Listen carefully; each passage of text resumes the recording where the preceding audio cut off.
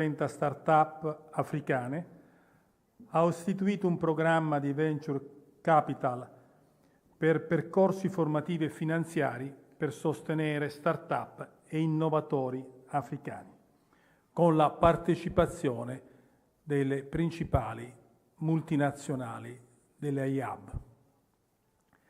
A margine del summit, l'Italia firmerà con India e Kenya una lettera di intenti di carattere tecnico che va proprio in questa direzione.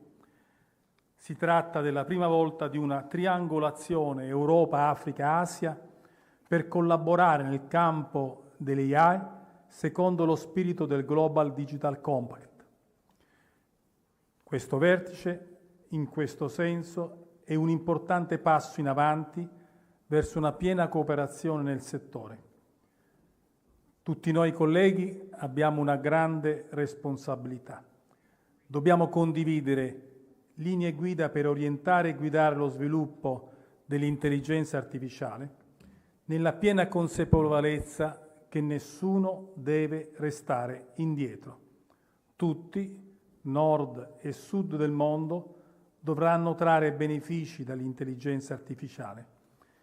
Chiunque abbia questo obiettivo, certamente l'India, che ha promosso questo summit, e io ritengo tutti voi, troverà l'Italia pronta a collaborare.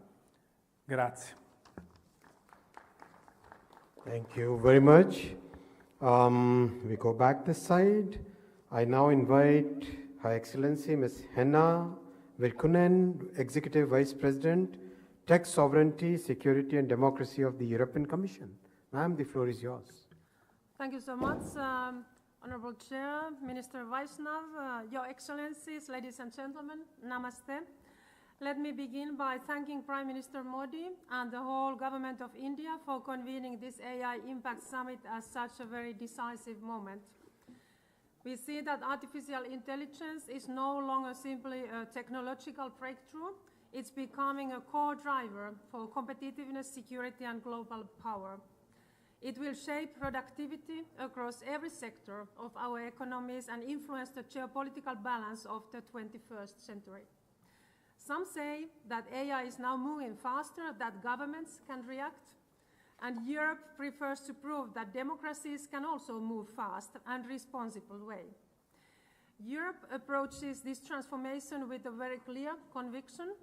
AI must be innovative, competitive, and also trustworthy.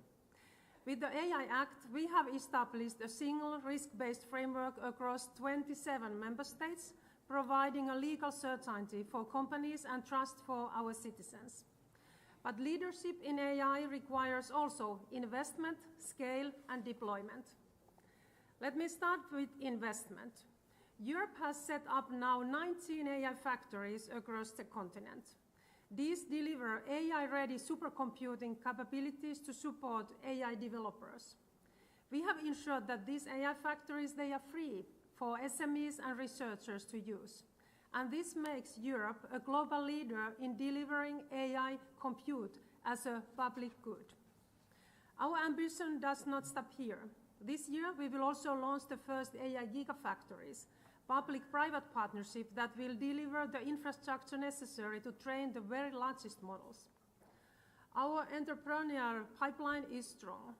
The EU is now home to over 8,000 AI startups, pioneering breakthrough AI innovations, many based on open source. And investors are also taking notice. European AI startups, they saw 33% growth in investment deals in 2025. And this is not only development, it's also the uptake of AI by industry and also by the public sector that will deliver success, benefits, and impact in the era of AI. And Europe's objective is also very clear here, to be not only a standard setter, but also a builder and deployer of advanced AI. At the same time, we know that no country or region can master the AI revolution alone. Even the most powerful algorithm still depends on partnerships. Our partnership with India is therefore very strategic. India is a global digital leader with exceptional talent, dynamic innovation, and ambitious public digital infrastructure. Through the EU-India Trade and Technology Council, we are deepening cooperation on semiconductors, AI, high-performance computing, digital public infrastructure, and skills. Beyond India, Europe is also strengthening our AI cooperation with several other trusted partners. Together, we can promote AI innovation, interoperable standards, secure supply chains, and human-centric AI governance. In a rapidly changing world, trusted partnerships, they are our greatest strategic asset. So Europe stands ready to work with India and also with other trusted partners to ensure that artificial intelligence is aligned with our values and delivers growth, resilience, and prosperity to us all. The AI era is here. Let us shape it together. Thank you. Thank you, Excellency. Indeed, the recently signed EU-India FTA that has huge implications. May I now invite His Excellency Dr. Carsten Wildberger, Federal Minister for Digital Transformation and Government Modernization of the Federal Republic of Germany. Floor is yours. Thank you. Minister Vaishnav, Excellencies, ladies and gentlemen, let me begin by giving our thanks and expressing our sincere appreciation to India and Honorable Prime Minister Modi for hosting this important and remarkable summit and for placing the 7 timely chakras on the agenda as themes for global cooperation. The German Federal Chancellor Friedrich Merz visited India and Prime Minister Modi last month, and he returned with a strong sense of momentum in our bilateral relationship. We particularly welcome India's clear focus on impact, the summit's ambition to ensure that technological progress delivers tangible benefits for humanity, and to amplify the voice of the Global South. The goal of ensuring that opportunities are shared broadly, rather than concentrated in a few regions, resonates deeply with us. In Germany, we are firmly committed to an inclusive and multi-stakeholder approach to an international AI governance. We see this as one of the most effective ways to give more voices, especially from the Global South, a seat at the table. And with regards to Germany's partnership with India, we believe that strong and reliable connectivity between our economies, enabling businesses to innovate, invest, and grow together, will contribute to distributing the benefits of AI more widely. And this year's free trade agreement with the European Union, Chancellor Merz's visit, and now the agreement to intensify our bilateral cooperation through the India-Germany AI Pact all demonstrate this commitment.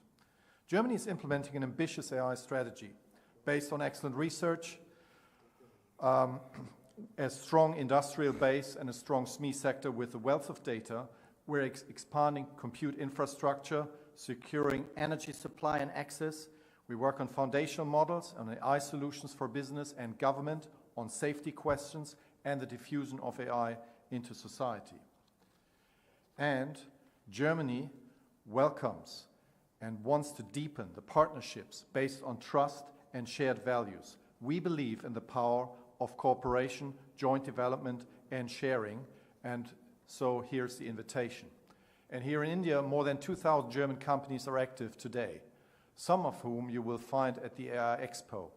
And Indian companies are increasingly investing in Germany. Together, we have the opportunity to shape AI in a way that is inclusive, trustworthy, safe, and truly impactful for our societies. AI will be one of the defining forces shaping the future of our global economy, our societies, and the way we live and work. It is therefore essential that we approach this challenge together through strong international cooperation and shared principles. Thank you very much. Thank you, Shan Excellency. I now request His Excellency Mr. Rafat Abdel Aziz Fahmi Hindi, Minister of Information and Communication Technology of the Arab Republic of Egypt. Floor is yours, Excellency. Thank you, Excellency, and congratulations for this successful summit. Excellencies, distinguished guests, ladies and gentlemen, it is an honor to join you today at the AI Impact Summit here in India, a nation with which Egypt shares deep strategic ties and long-standing friendship that has shaped the Global South. Our two countries stood together in the non-aligned movement, and today we stand together again to ensure that AI serves humanity, dignity, and shared prosperity. I thank the Government of India for hosting this summit and for its leadership in advancing responsible human-centric AI. We are proud to be engaged in shaping the summit's outcomes and honored to serve jointly as a co-chairs of the critical work group in democratization of AI resources. Ladies and gentlemen, since 2019, Egypt's national AI strategy has integrated AI across healthcare, education, justice, and government services, anchoring AI within Digital Egypt as a national capability for impact, rooted in ethical governance and public purpose. This effort drove a 60-rank rise in our Global AI Readiness Index since 2019. And we are now also partnering with our African and Arab friends to increase the impact of these projects. Excellencies, as AI transforms our societies, the Global South must shape this transformation with a shared voice. Egypt and India stand today as two ancient nations with a modern mission to ensure that AI is a force for development and prosperity for all. We thank India again for its friendship, its vision, and its consistent partnership. In closing, Egypt expresses its full endorsement and support of the AI Impact Summit Declaration, New Delhi 2026. Thank you. Thank you very much, Excellency. We have Fiji here. No. Fiji? We don't have Fiji, right. I move to the next one, Hungary. I now invite His Excellency Dr. Lajos Ola, Deputy Speaker of the Hungarian National Assembly. Hungary? No. We have Iceland? Okay. I request His Excellency Mr. Logi Einarsson, Minister of Culture, Innovation and Higher Education of the Republic of Iceland. Floor is yours.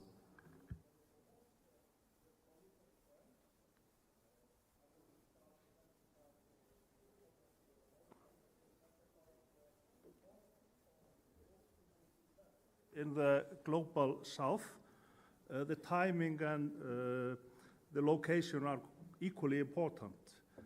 As AI technology has continued to advance, so has the growth of the global AI divide. This unjust divide, sadly, disproportionately affects the Global South. We therefore have the work cut out for us.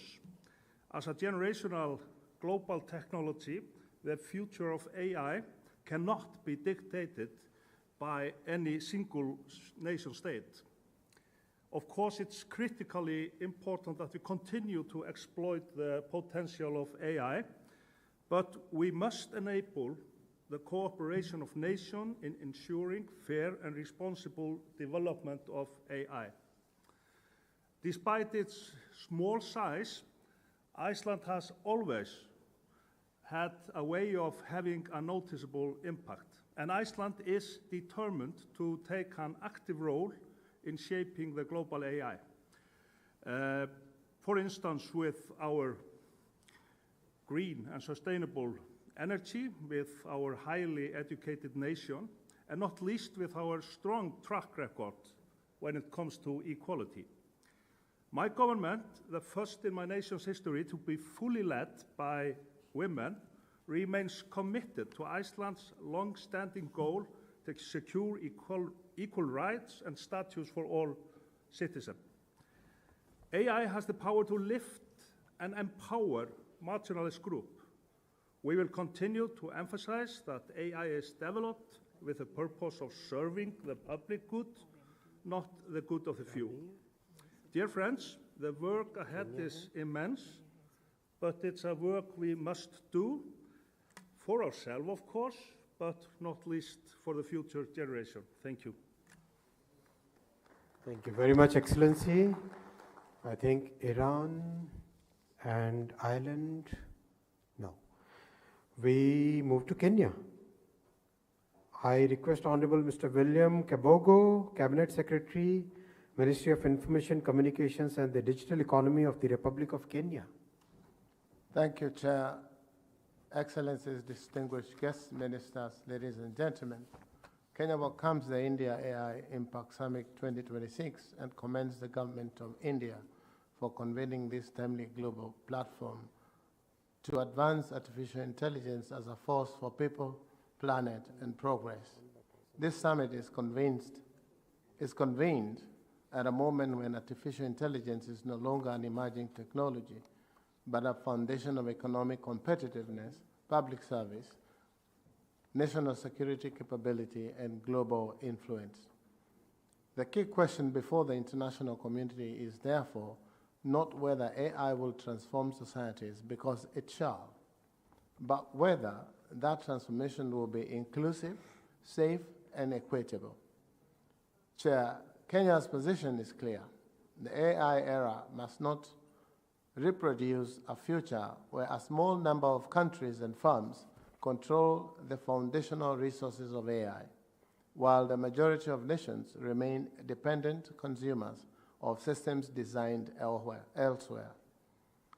If compute, database, and foundational models remain concentrated of a few, we risk creating a new form of inequality, an AI divide that will deepen global disparities and weaken national agency. For Kenya, expanding access to AI is therefore not a matter of charity. It is a matter of development, equity, and global stability. Excellencies, we must also be clear that access cannot be reduced to access to applications alone. True access means access to the foundations of AI, affordable compute infrastructure, trusted cloud capacity, representative database, skills talent, and research ecosystems. Without these, developing economies cannot participate meaningfully in shaping AI, nor can they build sustainable domestic capability. At the same time, Kenya believes that progress must be matched with trust. AI will not scale unless citizens have confidence that systems are lawful, transparent, and accountable. That is why Kenya has strengthened its governance framework through robust national instruments, including our Database Protection Act, our cloud policy, and strengthened cybersecurity and digital safety frameworks. Kenya supports a global approach to AI governance that is risk-based, human-centric, and development-oriented, one that enables innovations while safeguarding rights, public safety, and national security. Mr. Chairman, Kenya also stresses that inclusion begins with language and context. AI cannot be truly democratic if it does not reflect the diversity of humanity. If AI systems do not speak Kiswahili, for example, and other African languages, then they will not serve education, public service, innovation, or citizens fairly. The global AI agenda must therefore prioritize low-resource languages and underrepresented contexts so that AI becomes locally relevant, culturally grounded, and socially legitimate. In conclusion, Mr. Chairman, Kenya calls on the international community to ensure that the AI future is not defined by concentration of power, but by shared capability and shared prosperity. Let us measure success by tangible outcomes. How many countries build real AI capacity? How many communities are included through language and access? And how many citizens experience improved livelihoods through AI-enabled development? Kenya stands ready to work with all partners and parties to ensure AI becomes a shared global enabler of opportunity, dignity, and progress. I thank you, Mr. Chairman. Thank you, Excellency. Indeed, multilingual is the key for many countries, many continents. That's why the models that we are developing in India are very, very focused on having multilingual capabilities. Thank you very much for your intervention. Now we move to Saudi Arabia. May I invite His Excellency Dr. Abdullah bin Saraf Al Ghamdi, President, Saudi Data and AI Authority of the Kingdom of Saudi Arabia. Floor is yours. Thank you, Mr. Chairman. First, I would like to appreciate the generous hospitality and the excellent organization of the summit by the Indian government. First, Your Excellencies, ladies and gentlemen, it's a great pleasure to join this ministerial discussion as we work towards scaling AI in a way that improves lives, creates opportunities, and earns public trust. Driven by Saudi Vision 2030, the Kingdom of Saudi Arabia is establishing AI as a reliable national capability to drive better services, stronger competitiveness, and an enhanced quality of life. Throughout our AI journey, 3 strategic pillars have been key to unlocking AI's full potential and creating sustainable impact. First, people as the core of our ambition. We approach this pillar through a portfolio of national initiatives. Among them is SAMAI, 1 million Saudi to AI, a national scale initiative designed to move society from awareness to capability. Within a year, SAMAI has already reached over 1.2 million trainees. It was planned to finish in 3 years, representing roughly 10% of the kingdom's working citizens. Second, we are building a national infrastructure that enables every sector to deploy AI with speed and consistency. Through Humane, our national AI champion, the Kingdom is accelerating investment in AI-ready data centers and next-generation compute to power the intelligence age. In parallel, we established Hexagon, the world's largest governmental data center, to scale data integration and AI-enabled services. Hexagon was inaugurated last month, or launched last month. We have also advanced sovereign capabilities through Alam, our flagship Arabic large language model, ranked 2nd globally in Arabic large language models and performance. Beyond Alam, we are deploying AI applications across priority sectors through centers of excellence, serving various sectors including education, healthcare, energy, environment, smart city, and industry through agentic AI. Third, in line with international frameworks and standards, we have shaped our national governance framework to ensure that as AI scales securely, transparently, and with public trust. This framework includes the National Data Index and the National AI Index to monitor data maturity and AI readiness across more than 200 governmental entities. Finally, Saudi Arabia stands ready to partner with governments, industry, academia, and civil society to share the Kingdom's experience in building the foundations for responsible AI and in deploying solutions for the good of humanity. Thank you, Mr. Chairman. Thank you, Excellency. My apologies for certain changes in the sequence. We now go to Singapore. Ms. Josephine Teo, Excellency, the floor is now yours for your intervention. Well, Minister Ashwini Vaishnaw, colleagues and friends, namaskar. And I'd first like to thank India for putting together such a magnificent AI Impact Summit.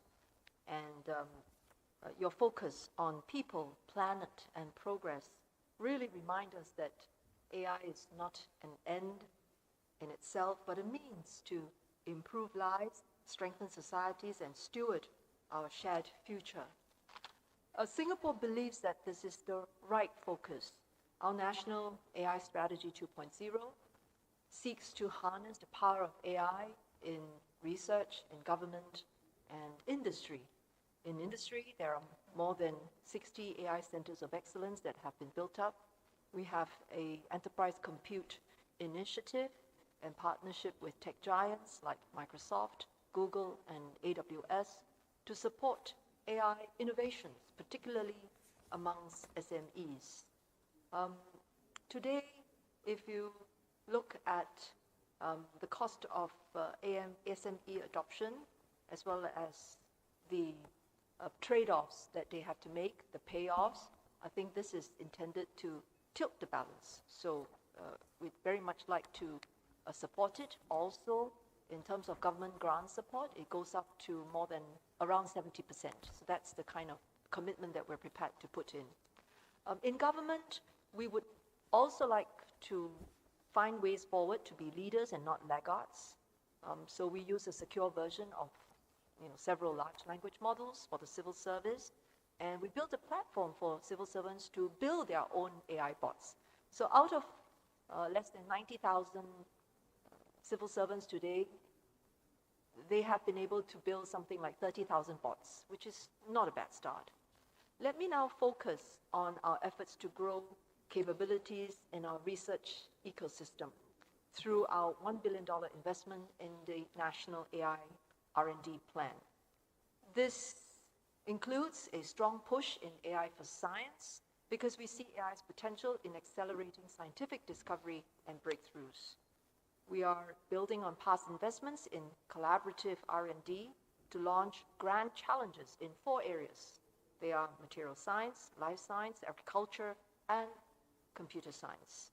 These involve collaborations across more than 10 renowned universities and institutions globally.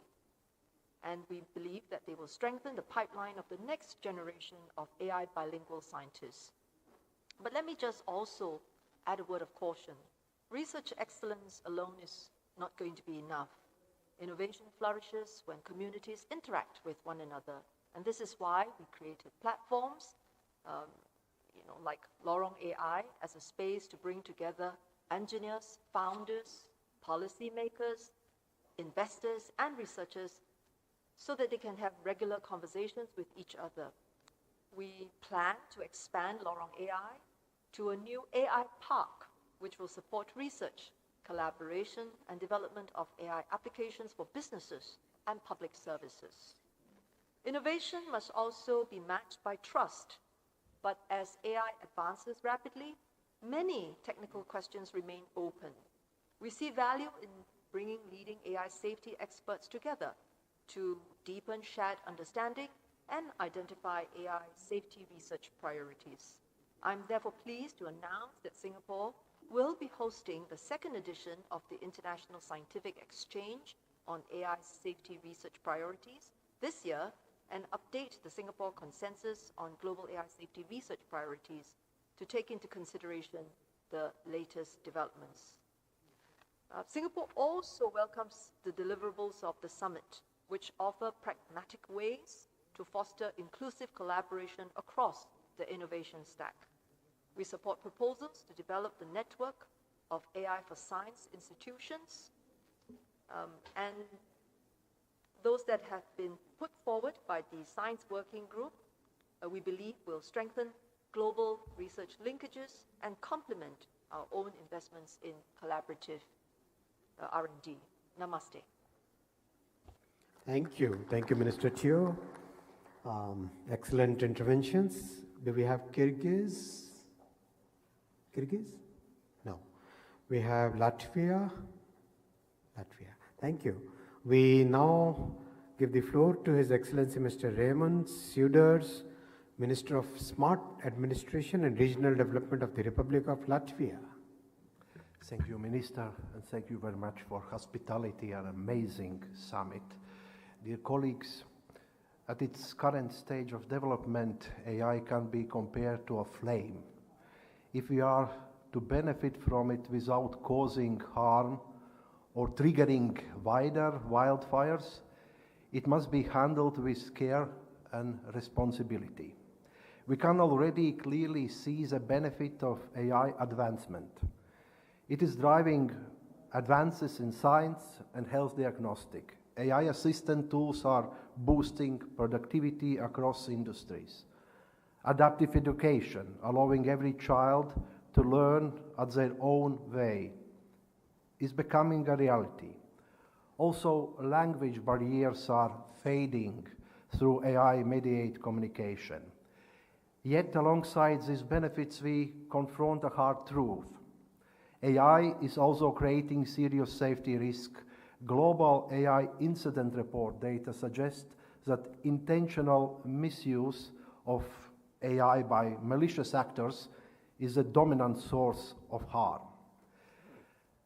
That requires urgent attention and action. And first, we must close the gap in digital content verification, enabling people identify AI-generated material. Second, we must strengthen platform responsibility, including rapid removal of fake networks. Third, we must deter the operators of manipulate campaigns through sanctions and legal measures against systems that impersonate real media and weaponize AI at scale. We need clear rules for safe and trustworthy AI. Latvia supports strong regulation grounded in transparency, risk management, and safeguards against interference in domestic processes.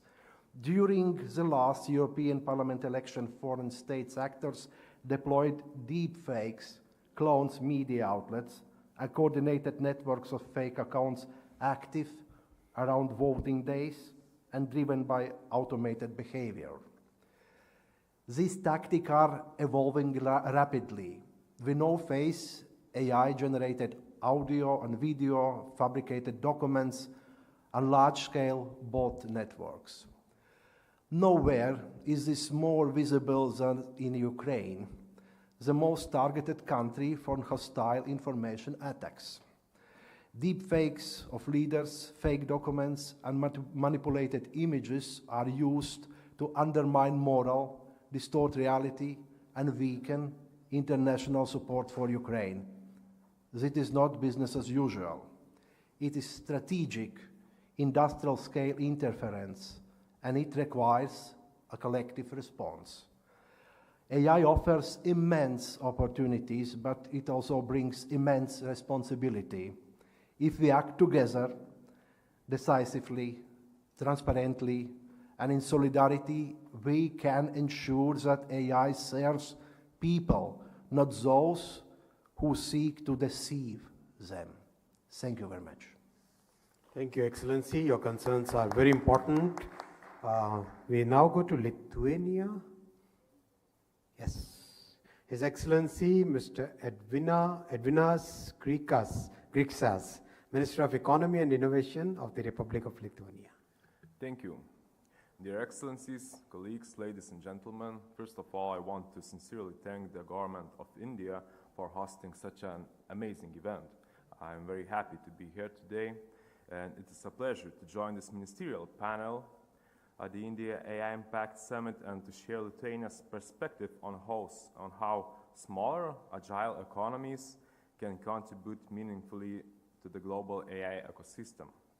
Lithuania forms an integral part of the European Union economy, and we see our role clearly to contribute responsibly to Europe's competitiveness while making entry into EU simpler, faster, and more predictable for companies developing AI solutions. As a smaller country, Lithuania benefits from agility. We have fewer administrative layers, faster decision-making, and close coordination between government, business, and academia. This allows us to function as a practical gateway, especially for companies seeking a starting point in Europe. We are therefore proposing a starter pack available for AI innovators with offices in Lithuania. First, computing infrastructure. Lithuania is launching a national AI factory, Lit AI, bringing high-performance computing, data access, research capacity, and industry collaboration under one roof. It is designed not only for national use, but as an entry platform for companies that want to develop, test, and deploy AI solutions on an European scale. And gigafactories is a next step.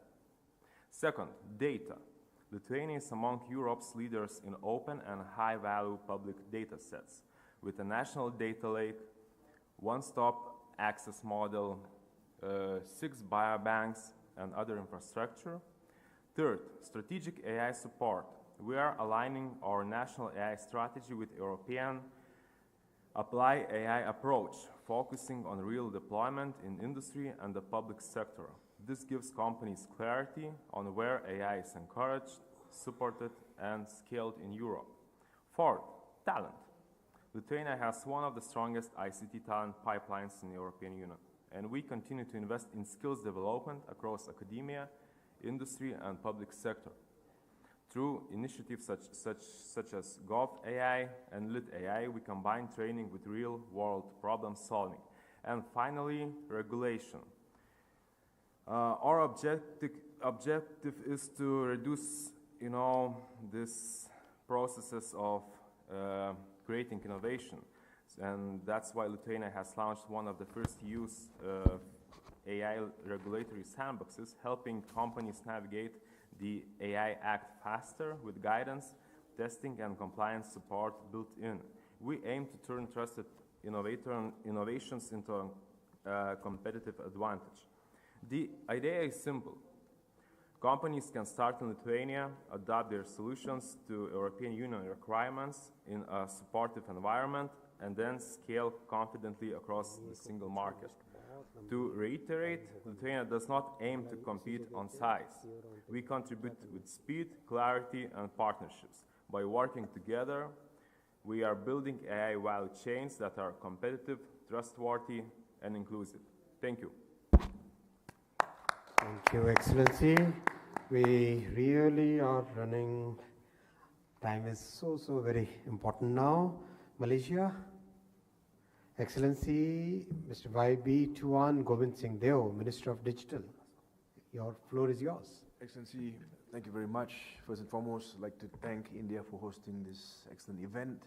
Malaysia welcomes the summit and commends the government of India for its leadership in bringing together the international community and the guiding principle of welfare for all, happiness of all, ensuring that the benefits of artificial intelligence are shared by all. Artificial intelligence represents a defining inflection point in human progress. As reflected in the summit declaration, the decisions we make today will shape whether AI becomes a force for inclusive growth, social good, and human advancement. Malaysia firmly believes that AI must be human-centered, trusted, inclusive, and development-oriented. At a national level, we are guided by the implementation of the 13th Malaysia Plan, or RMK13, and the Malaysia Digital Action Plan of 2030. Malaysia accelerated its trajectory towards becoming an AI-driven nation by the year 2030. In doing so, digital progress must be inclusive, responsible, and human-centered. These plans position digital transformation as the very engine of Malaysia's sustainable and inclusive national development. The National AI Action Plan 2026-2030 serves as our primary horizontal roadmap, integrating 28 key initiatives across all 7 pillars to transition Malaysia into an AI nation by the year 2030. At the core of the 13th Malaysia Plan lies the AI Nation Framework, a whole-of-nation strategy built on 5 key pillars. First, forward-looking AI policy and regulation. Second, talent cultivation. Third, robust data and digital infrastructure. Fourth, strengthened digital trust. And fifth, strategic investment. This framework ensures that AI drives not only economic growth, but also social growth. Important to this is data and how it is shared, which comes to the Data Sharing Act of 2025, which establishes a secure, standardized, and regulated framework for data sharing across federal public sector agencies. The Act aims to enable integration and interoperability of government data sets, a foundation for building an AI-ready data ecosystem which supports innovation, model development, and evidence-based policy making across Malaysia. To guide the adoption of cloud technology, we have, through the Ministry of Digital, introduced a national cloud computing policy recently. This serves as a nation's strategic blueprint, which will drive a sovereign, secure, and sustainable digital ecosystem, positioning Malaysia as a premier investment destination in the regional digital economy. The Ministry is also now at phase 3 of the Malaysia Digital Economy Blueprint and the National 4IR policy, which involves a strategic shift towards economic sovereignty through innovation. The focus is on positioning Malaysia to become a regional market producer for digital products and a digital solutions provider rather than just a user of imported technology. Excellencies, the issue which arises in planning how we reach this target of establishing an AI nation 2030 has resulted in several considerations which I think need to be discussed. Whilst we speak of investments, I think all governments welcome investments. We speak to innovators who tell us what the next generation technology they think is and how it is they're going to develop it, and we express a lot of interest in it. And at the same time, we speak about how we want to make sure that no sector or individual is left behind in digital transformation. But here I think lies a problem. And the problem is really one that involves government. If you look at the title of today's summit, it's around impact. And of course, when we speak about impact, I think the words say it all. It's welfare for all and happiness of all. But the real question here is, what role does government play to ensure that the digital tools that we create actually reaches its targeted audience? Whilst we speak about sectors that still don't have access to clean water, some civilizations which still are struggling to have education, some which have a problem when it comes to food security, we speak about innovation which solves these problems. There are tools that does exactly that, but yet there is this huge gap. We might move into an era where we have lots of technology, but that technology is not actually sent or channeled down to those who actually need it. So here I think there's a need for us to be open about this and start speaking about how governments can ensure that whilst they develop policies that build ecosystems in their countries which develop and deliver technology, there must also be focus given to how it is they can ensure that there is scale. Because if there is no scale and there's no effort made by governments to make sure that these people who need technology to help them actually get that technology, then I think these efforts of ours may really come to naught. We may find ourselves in a world where we have solutions, but ultimately the problems that the solutions were created for still remain. So I would really take this opportunity again to thank India for having this discussion, because I think ultimately it is, after perhaps a decade or two of focusing on innovation and technology, it really now is about impact. Impact means ensuring that technology gets to those who need technology. And ultimately, I think discussions like this are important, but the real question is, what do we as governments do?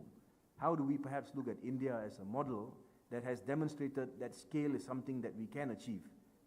But we need to think about it.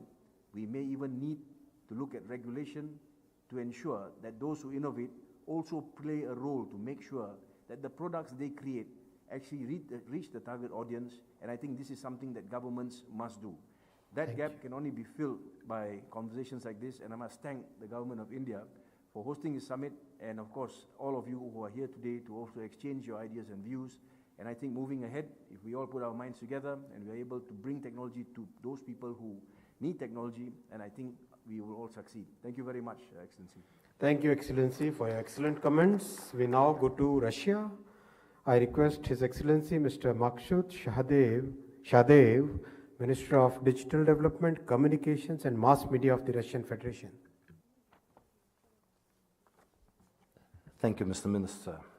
We thank you for hosting us today. We highly appreciate that the current discussion is structured as a truly open one with the participation of all interested states on an equal basis, as actually the preparatory process for the conference for the summit was organized as well. Today, the use of AI is becoming a key growth factor. It increases productivity, helps modernize public administration, and opens up new opportunities for education, medicine, industry, and science. However, along with these obvious benefits, the use of AI can also pose risks to the sovereignty of states, information security, and human rights. Our common goal is to ensure that the security and trustworthiness of AI, that is, the conditions in which innovation and development are combined with the protection of the interests of citizens, society, and the state. In practice, this is reflected in several basic universal principles, which are compliance by developers with national legislation, protection of personal data, reliability and sustainability of AI technologies, and the unacceptability of discrimination in developing and implementing AI systems. It is especially important that the summit focuses on the practical needs of developing countries. Much has been said at the summit about overcoming digital inequality between states, and this is perhaps indeed one of the most serious challenges facing us. The world majority needs non-discriminatory access to AI resources such as data, computing power, and hardware and software. The uneven distribution of technologies and means of production among states limits not only progress, but also the ability of countries to fully participate in the development of standards and rules in the field of AI, and can be overcome only through fair trade, economic, scientific, and technical cooperation that does not accept illegitimate unilateral, restrictive, or coercive measures. It is important to preserve and strengthen the central role of the United Nations in discussing artificial intelligence issues, including such important aspects as AI regulation. We suggest that we work together to think about joint practical measures, including creating a repository of AI proxy control tools and implementing open source software solutions, taking into account the requirements of national legislation. It is in the interests of the world majority to make AI more accessible by creating multilateral research centers, increasing the level of applied and theoretical knowledge, launching educational programs, and multilingual online platforms. Russia joins the final declaration of the summit with the understanding that when implementing the initiatives mentioned in the declaration, we will be guided by our legislation and national security considerations based on the specifics of information technologies that require taking into account their anonymity, cross-border nature, and undeclared capabilities. Russia is ready for practical cooperation with all partners to share experiences, joint projects, and common efforts to promote trusted solutions, including products and models that may be in demand in the countries of the global south. I thank you. Thank you, Excellency. We go to Maldives. His Excellency Dr. Mohammad Kina Nath. Maldives. We then move to Morocco. Her Excellency Ms. Amal El Falah Segrouchni, Minister Delegate to the Head of the Government in charge of Digital Transition and Administrative Reform of the Kingdom of Morocco. Floor is yours. Thank you. Honorable Ministers, Excellencies, ladies and gentlemen, I'm deeply honored to be with you today in New Delhi at the heart of this AI Impact Summit as an essential gathering and to represent for the second consecutive year the Kingdom of Morocco at AI Summit. First, allow me to briefly highlight the historic and friendly relationship between Morocco and India. It is rooted in the long arc of history. As early as the 14th century, Ibn Battuta traveled to and lived for several years in India, leaving writings that have become a valuable source on medieval Indian society. After that, and since that, our relationships has been strengthened at the highest level, notably through the royal visits of His Majesty King Mohammed VI, may God assist him, in 2001 and 2015, marked by a memorable meeting with the Honorable Prime Minister Shri Narendra Modi, and our shared determination to elevate our cooperation to the level of strategic partnership. In a world where technology evolves faster than our institutions, this moment of multilateral dialogue are essential to share experiences, align visions, and act collectively towards a great benefits for the greatest number. The theme of this summit, AI Impact, remains us that AI can improve daily life, better healthcare, education, protection of resources, reduce digital divides, and improve mobility, design of smart public services. But of course, AI can also amplify risk, if not well mastered. The risk of growing inequalities, our technological dependencies, and loss of digital sovereignty. According to Moroccan strategy Digital 2030, we consider AI as long-term strategic choice, reshaping competitiveness, sovereignty, and geopolitics. We are in favor of third way, where we rely on collective intelligence to build an AI made in Morocco. Our approach is leveraged by the creation of a national network of Jazari institutes, centers of excellence in AI, grounded in territories and acting as bridge between research, development, and innovation. It rests on three pillars. The first one is sovereignty and trust, because trust is necessary for AI adoption and wide onboarding. So we are putting in place many initiatives, including a national framework for responsible AI, national e-wallet that offers digital services while it respects security and privacy by design, secure data governance, and sovereign cloud and computing infrastructure, including a green data center of 500 megawatts. Second pillar concerns innovation and competitiveness. The second pillar is our ability to produce and master useful AI building blocks adapted to our economic and social needs. Therefore, we propose National Digital Commons flagship, including a data factory and national software forge to pool, industrialize, scale up, and secure our critical building blocks. Third and last pillar is the impact and adoption. This pillar is about scaling up, in investing in talents with skilling and reskilling capabilities, as well as moving beyond isolated experiments toward solutions that are deployable, measurable, and truly useful. This is where AI's credibility is built and where its real impact on citizens' daily lives is delivered. Excellencies, ladies and gentlemen, our national action is designed with a regional and international cooperation.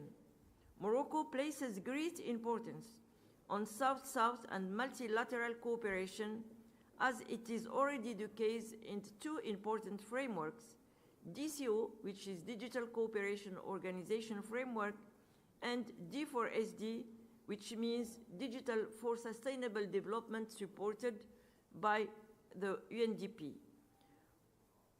Ladies and gentlemen, Morocco is ready to contribute to this collective momentum. Let us make AI a force for real impact, for dignity, trust, and shared prosperity. Thank you very much. Thank you.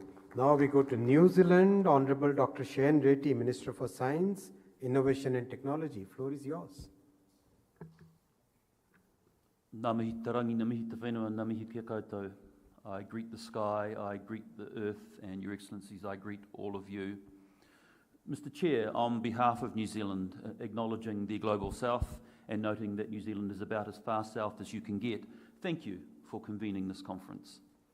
New Zealand welcomes the opportunity to contribute to this discussion and to share how we are embracing AI to drive sustainable growth, national competitiveness, and long-term prosperity.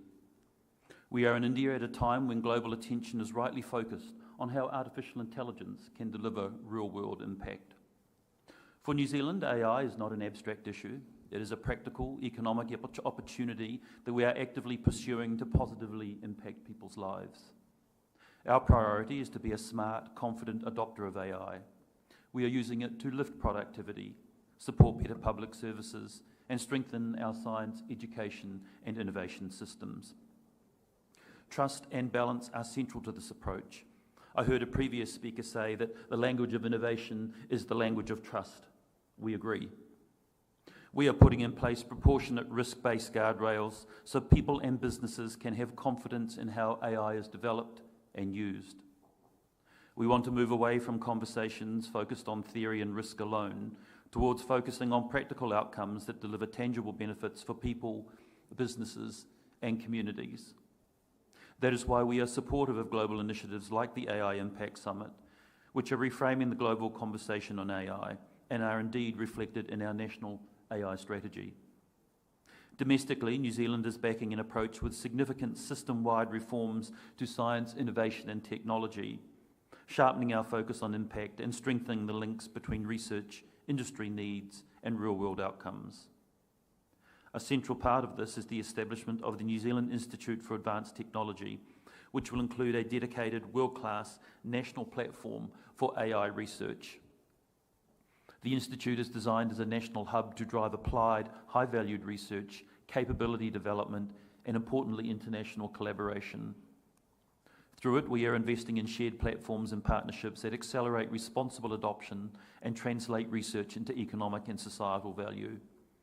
We are also actively enabling our small and medium-sized enterprises to deploy AI by co-funding access to practical support from trusted experts so they can confidently use AI tools. India is clearly playing a leading role in AI. It is a major force in science, technology, and digital innovation, and it brings an important perspective to the global AI conversation.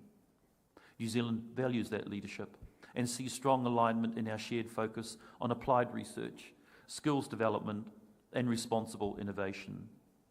Education and research partnerships also underpin this work, supporting talent development, collaboration, and long-term people-to-people links as our countries rapidly respond to technology. In closing, ultimately, this is about partnership. All countries represented here share a responsibility to ensure AI supports economic growth and delivers benefits that are broad-based and enduring. New Zealand looks forward to deepening cooperation through the summit and beyond. Thank you all for your leadership. Thank you for your company. Thank you, Mr. Chair. Thank you, Excellency, for your excellent remarks. Indeed, we also value nature the way you described it. That was very nice. Which language was that? Indigenous Maori. Thank you. That was really nice. You're welcome. We now go to Oman. His Excellency Engineer Saeed Al-Mawali, Honorable Minister of Transport, Communications and Information Technology. Your Excellency Shri Ashwini Vishnu, esteemed delegates, first of all, I would like to extend our deep gratitude to the Republic of India for graciously hosting the significant assembly and for its support in fostering regional and global dialogue in AI. Artificial intelligence is no longer a future concept. It's actively shaping public services, economies, and societies. In the Sultanate of Oman, we have been clear from the outset. AI adoption must go hand in hand with strong governance, ethical principles, and human-centered design. The National Program for Artificial Intelligence and Advanced Digital Technologies is Oman's blueprint to excel in the AI era. The program focuses on three main streams: adoption of AI in economic sectors, localization of AI technologies, and AI governance with a human-first approach. In Oman, we witness tangible growth in the number of AI startups, AI investments, and AI infrastructure, with the launch of several major strategic initiatives. For example, Oman Digital Triangle, a flagship project designed to host AI data centers and superclusters powered by sustainable green energy.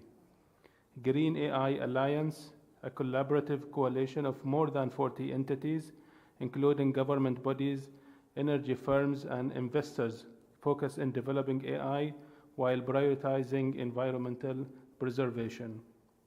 Special AI Zone, a dedicated hub located in Muscat, offers incentives to attract AI startups and tech firms from the region. Mu'in AI, a national LLM trained with the culture, policies, traditions, and values dedicated to the public sector to increase productivity and efficiency.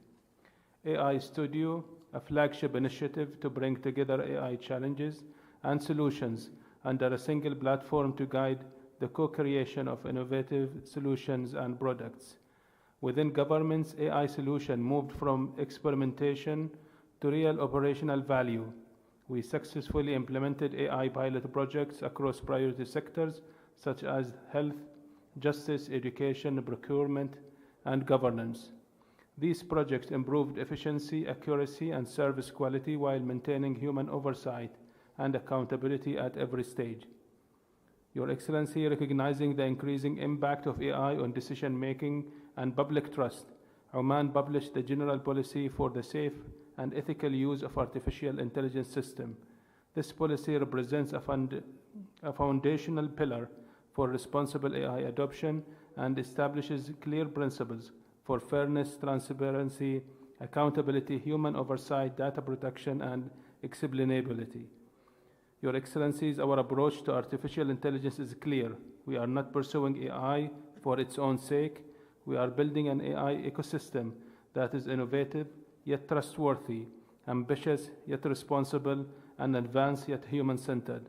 As we move forward, the Sultanate of Oman remains committed to ensuring that artificial intelligence serves national development, protects social values, and strengthens public trust today for generations to come. Thank you.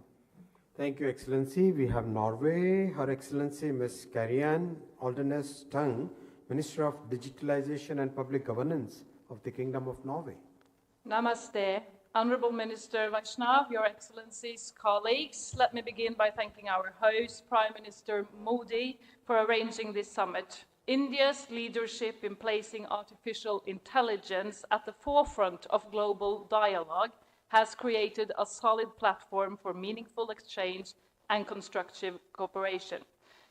Artificial intelligence is transforming our society at a blistering speed. It brings possibilities and it brings turmoil. To ensure this new technology serves humanity, we must act together across borders and sectors. AI must be developed and deployed in line with international law, including international humanitarian and human rights law. Human rights must be respected, protected, and promoted online as well as offline. Norway strongly supports the development of common international principles and guardrails for trustworthy AI and sound governance principles. We think this is a prerequisite and not a barrier to successful and valuable AI adoption around the world. If people cannot trust AI, they will be less likely to use them. And we need people and organizations to use AI. The possibilities and potential are huge. Norway, as many other countries, is facing demographic challenges.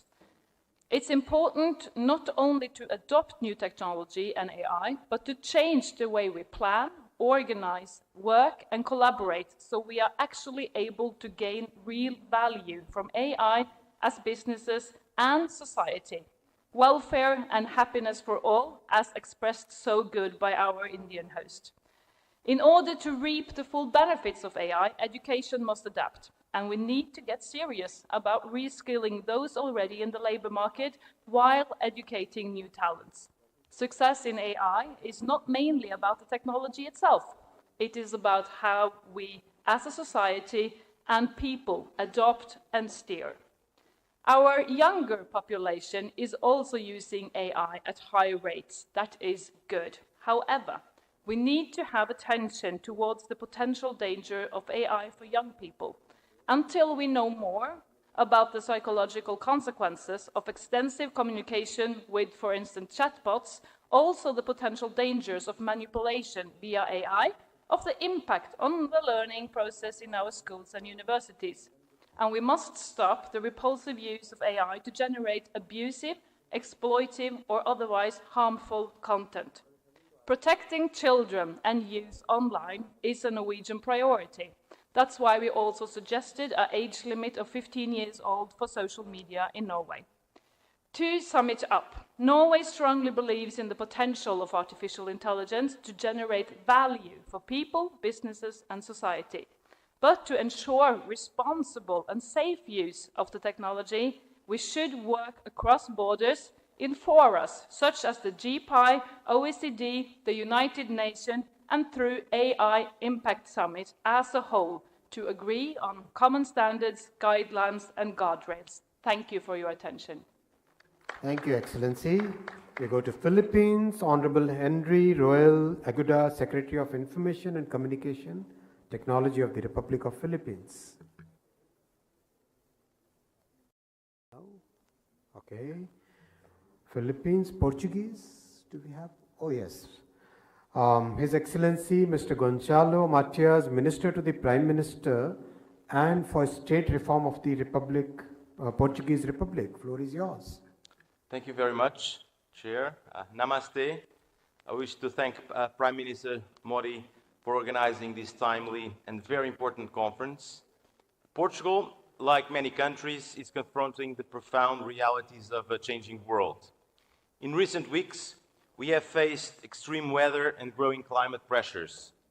These events remind us that preparedness is not optional, and that technology, including AI, must be part of our tools for protection, prevention, and the well-being of our citizens.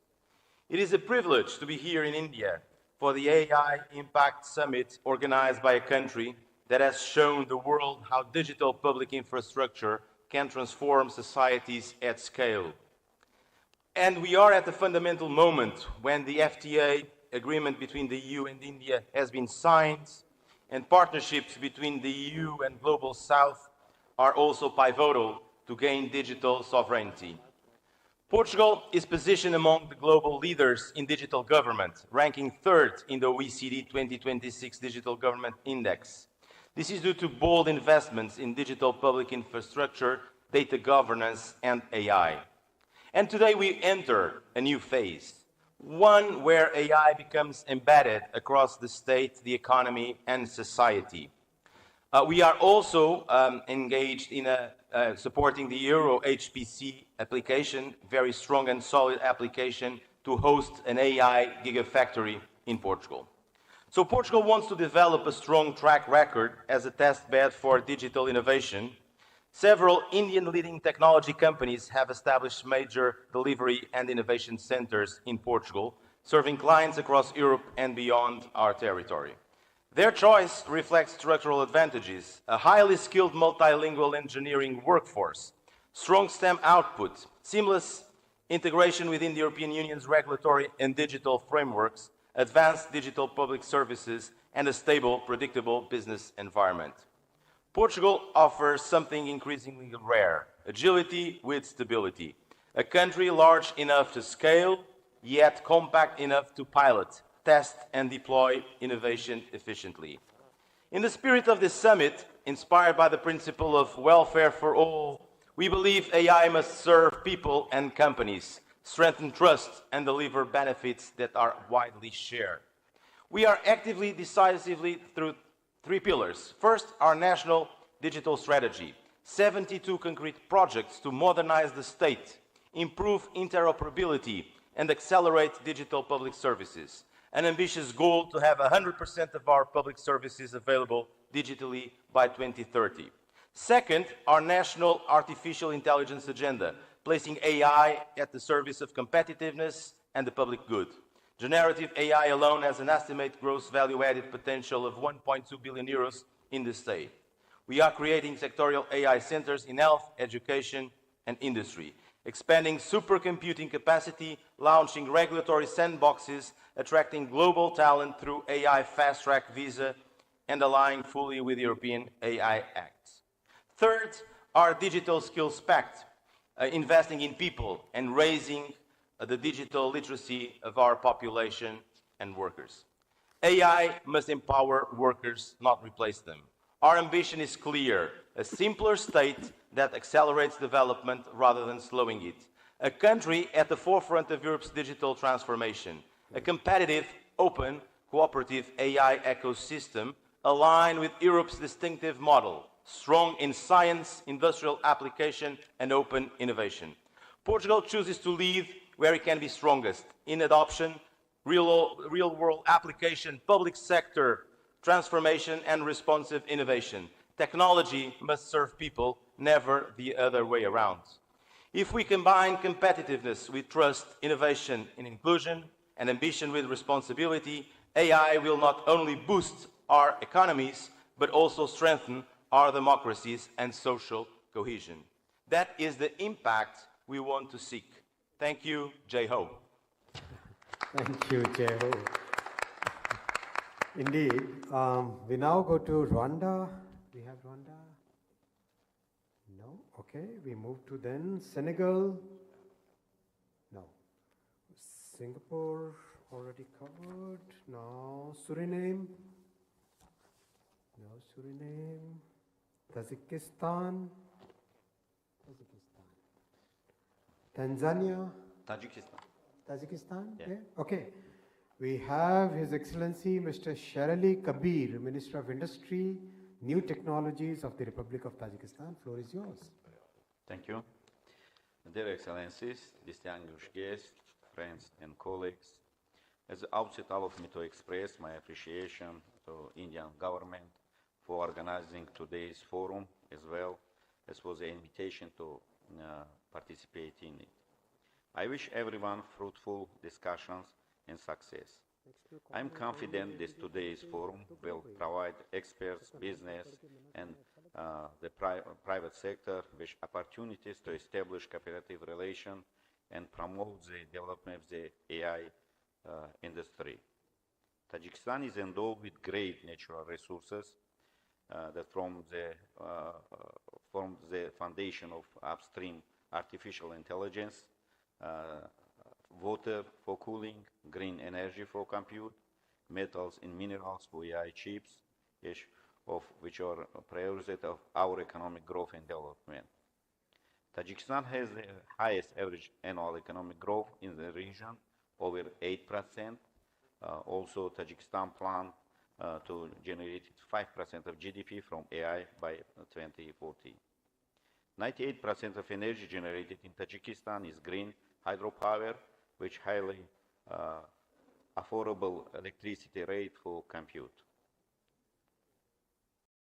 Tajikistan and India are closer, with only 45 kilometers separating them, and a flight from Dushanbe to Delhi is closer than from Delhi to Mumbai.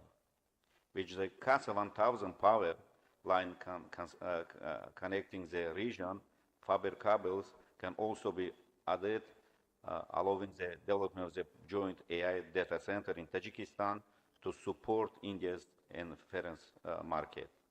Our hydro energy output is 527 billion kilowatt, and we are currently in final phase of constructing one of the world's largest hydropower plant, Ragun, nearly 4 gigawatts. But we only utilize 6% of hydro potential, which is over more than 500 billion kilowatts. By 2030, global demand for AI compute will reach 200 gigawatts. This creates a major opportunity for my country for affordable AI compute. The government also initiated 4 national strategy of rapid industrialization and has passed national artificial intelligence strategy, one of the first in Central Asia. Until year 2026, industry will double its output and create 500,000 new jobs in the process. Tajikistan has started Area AI, a national AI free zone that offers incentives for investment in AI. Recently, United Nations adopted a resolution initiated by Tajikistan for self-regulation of AI in Central Asia, giving companies freedom to deploy advanced AI models in our computer hub. Our mining aspect, our country has all the critical metals and rare earth metals that are of great demand of the world to transition to green AI economy. Tajikistan has 800 different deposits for metals and minerals, 100 currently in operation. They include nickel, lithium, antimony, copper, tin, zinc, and rare earth metals. Remarkably, this represents only 5% of the country's geological exploration. We also continue to partner with leading US and European companies to deploy AI-powered satellites for full exploration across the remaining 95%. 70% of the country's population is under 35 years old, and annual growth is nearly 3%, who also speak several languages. To ensure investment protection, the government provided investment agreement ratified by Parliament, provide many incentives for taxation, and we are a member of WTO and New York Convention for Arbitration. We welcome any investment in the AI sector of Republic of Tajikistan. Just imagine only 6% of energy sector and 70% of young multilingual population, which potential of become future AI talent. Tajikistan is already leading in many aspects.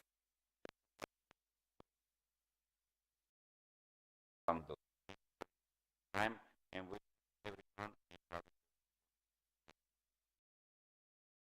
we now go to Tanzania. Her Excellency Ms. Angela Kairuki, Minister of Communications, Information Technology for the United Republic of Tanzania. Namaste. Thank you, Chair, Excellencies, Minister, colleagues. The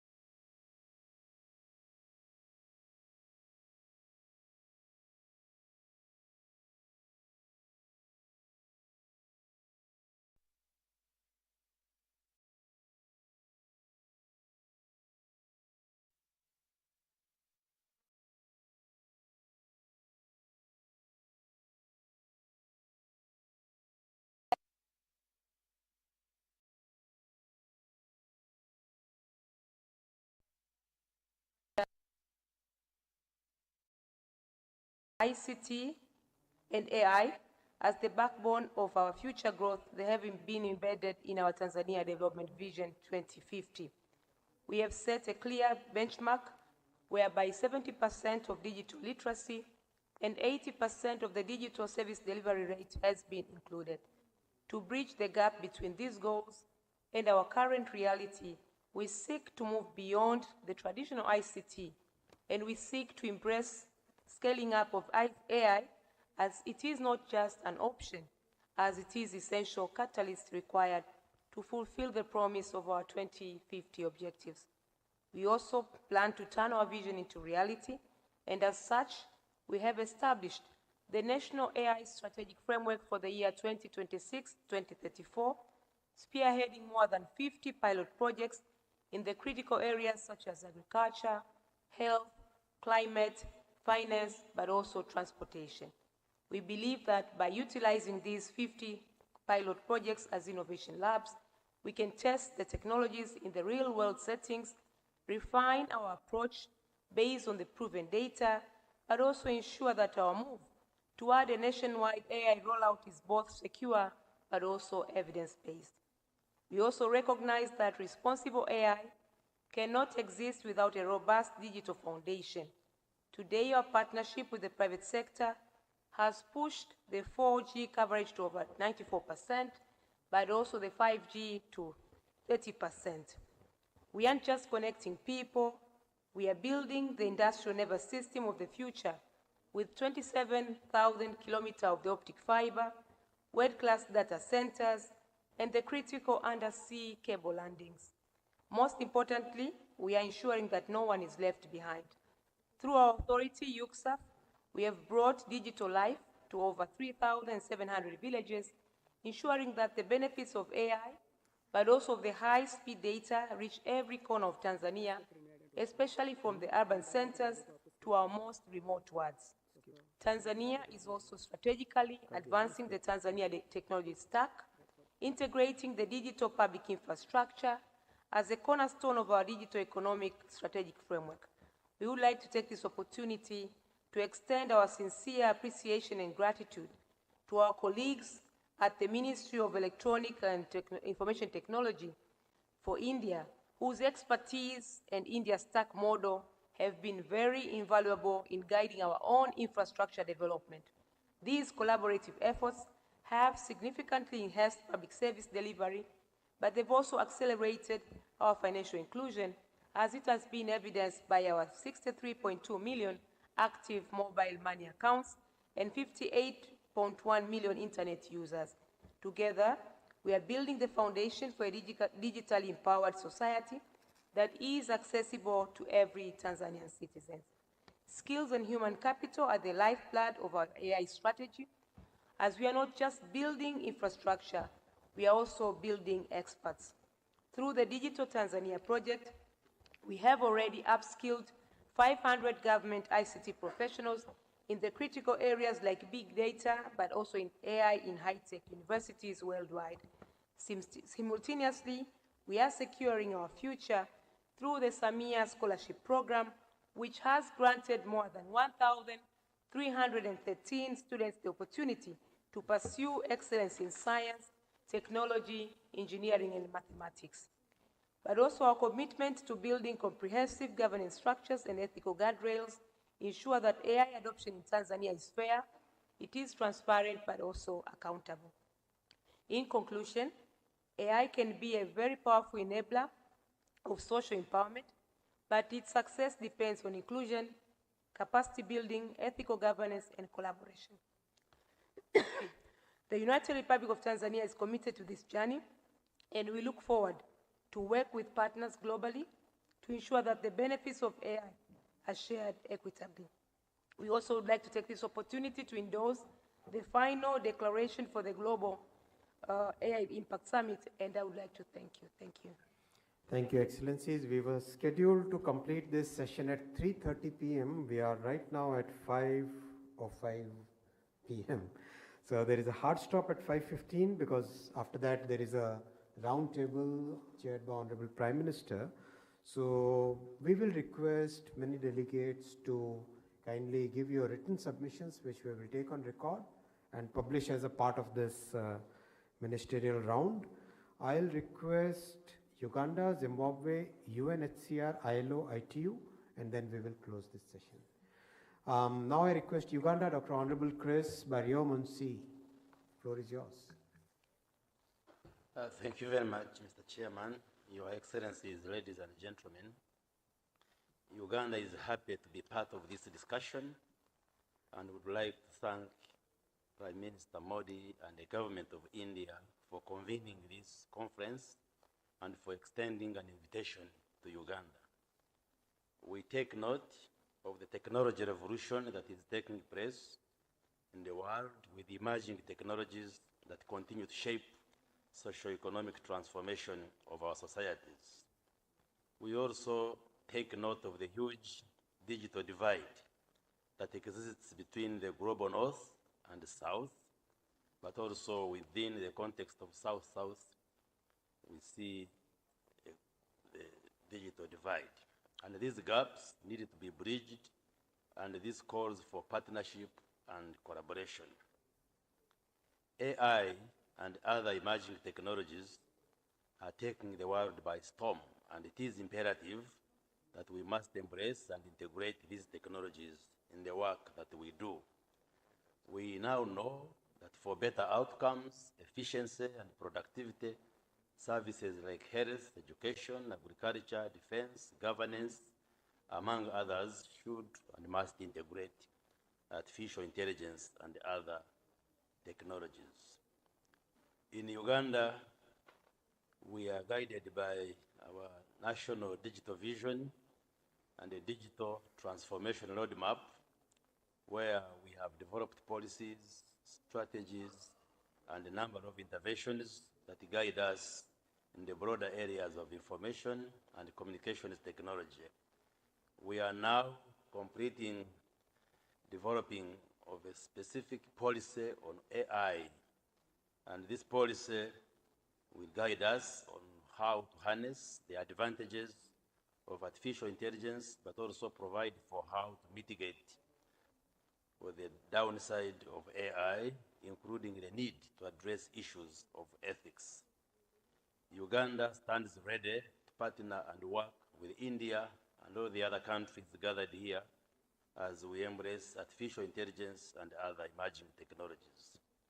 Partnership is key, and individual countries should not go it alone if we are to reap the benefits of artificial intelligence. We want once again to thank the government of India for convening this meeting and inviting us, and we are ready to partner and collaborate with all of you.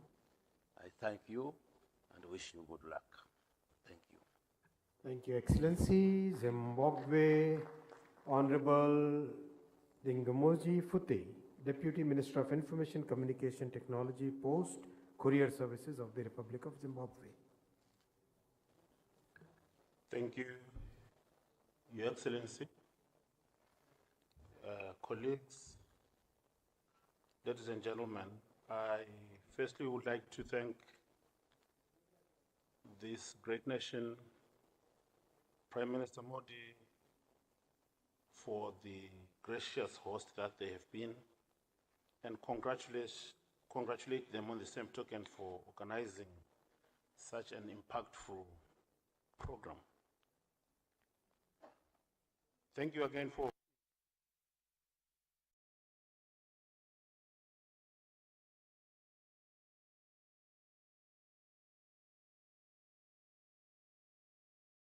Zimbabwe views AI not as a luxury but as a critical enabler for economic transformation and improved service delivery, aligning with our National Development Strategy 1 and 2, which are our economic blueprints, as well as the Vision 2030.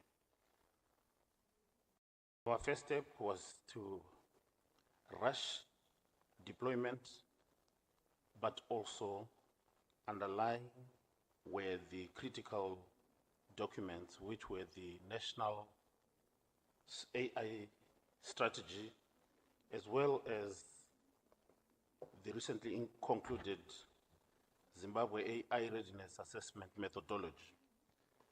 And this diagnostic tool, developed in consultation with stakeholders, allowed us to assess our national capacity across key pillars: governance structures, data ecosystems, and human capital. The finding gave us a clear, honest picture of our strengths and gaps we must urgently address. Based on the finding, we also move the policy forward. I'm proud to announce that the Zimbabwe National Artificial Intelligence Strategy has been finalized, and it is a whole of government and whole of society roadmap. This strategy will be officially launched soon. Participating in this high-level engagement here assists us to benchmark and see the best way that we can use artificial intelligence for good. The integration of AI is poised to accelerate global developmental agenda, enhancing efficiency and innovation across all sectors. It is for this reason that we throw our weight and voice in congratulating you for hosting this important summit. I thank you and submit.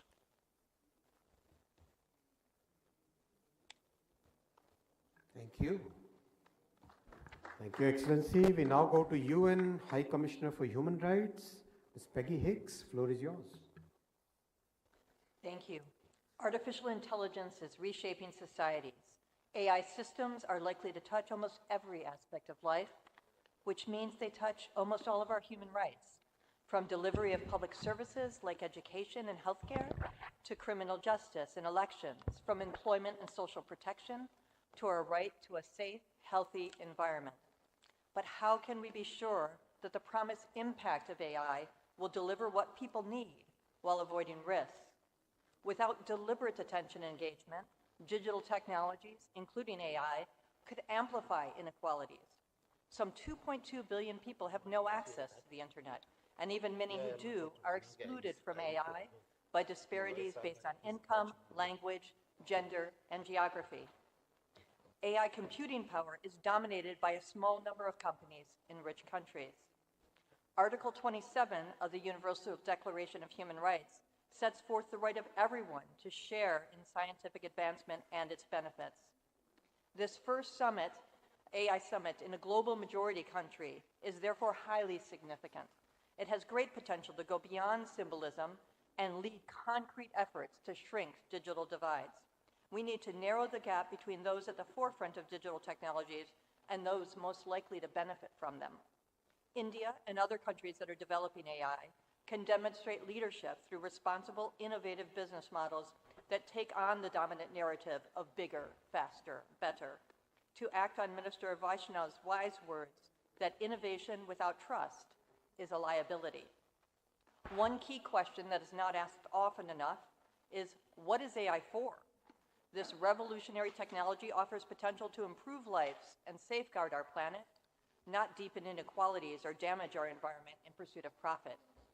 AI can be used to advance human rights, to make our world safer and more peaceful, and to develop human creativity, imagination, and purpose. AI systems are already advancing human rights in a variety of ways, including, for example, by predicting and helping to prevent crises and wars, by supercharging progress in healthcare and education, by solving global challenges like food insecurity, and in many other areas. For example, our office is using AI tools to preserve indigenous languages and cultures. AI that benefits humanity will only happen if we wire human rights into AI products by design. That requires allocating capital and compute to AI systems that put rights first and deliver for everyone. We need incentive structures that reward companies for acting responsibly and delivering AI for people. Governments have collectively affirmed the importance of building trust by governing AI based on human rights, and that was repeated today by a number of heads of states in the leaders' lunch. Robust frameworks for safety, transparency, participation, and accountability are a foundation that we can build on to truly deliver for people. Now we need concrete action by states. The creation of the Independent International Scientific Panel on Artificial Intelligence is an important milestone that will require strong human rights expertise and robust participation by civil society. Practical support for both governments and companies to find sustainable solutions that integrate human rights is essential. Together, we can build a future that moves fast and strengthens rather than breaks things by making human rights a foundation for AI development and diffusion. Thank you. Thank you, Excellency. I now request Director General of the International Labour Organization, His Excellency Mr. Gilbert Hungbo. Floor is yours.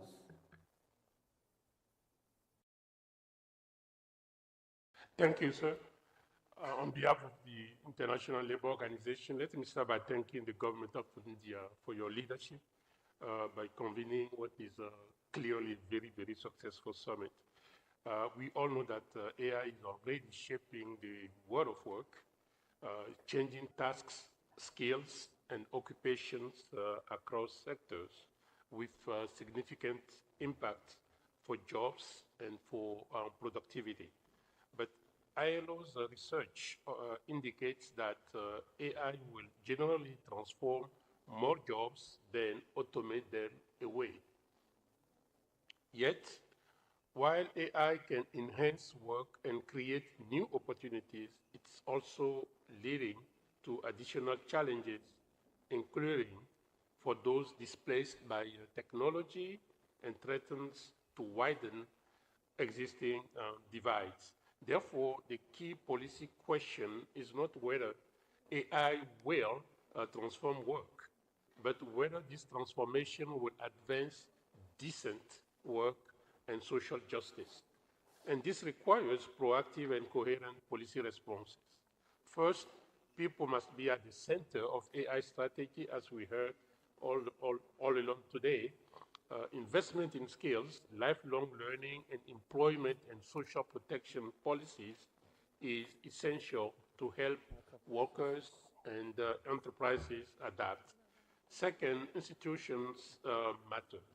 We need to strengthen public services, including labor market information systems and employment services.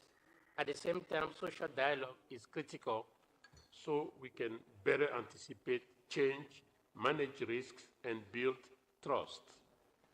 Third, AI governance must be aligned with employment and social policies so that innovation goes hand in hand with rights, inclusion, and job quality. Countries acknowledge the challenge that remains, including unequal access to training and infrastructure gaps. Importantly, it shows the value of international cooperation and shared learning to overcome these constraints.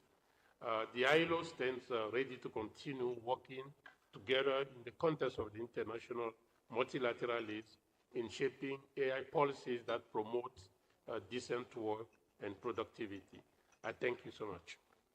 Thank you, Excellency. And last but not the least, the most important telecom sector, I now invite Her Excellency, Ms. Doreen Bogdan-Martin, Secretary General of the ITU. Floor is yours, ma'am. Thank you so much. Excellency, ladies and gentlemen, I guess I should say good evening. We all recognize artificial intelligence has the potential to transform lives. We have heard it, we have seen it, but the true measure of success will be whether it reaches everyone in every country and in every local community. As the Delhi Declaration reminds us, AI's promise is best realized only when its benefits are shared by humanity. Whether AI becomes a bridge to innovation and opportunity, or another fault line dividing those with access from those without, the answer will depend on three essential foundations. I'll call them the three S's: standards, skills, and solutions. First, standards. The essential shared language for trustworthy, interoperable AI. Without shared standards, we risk fragmentation, uncertainty, and unequal access. Second, skills. Technology alone does not change the world. People do.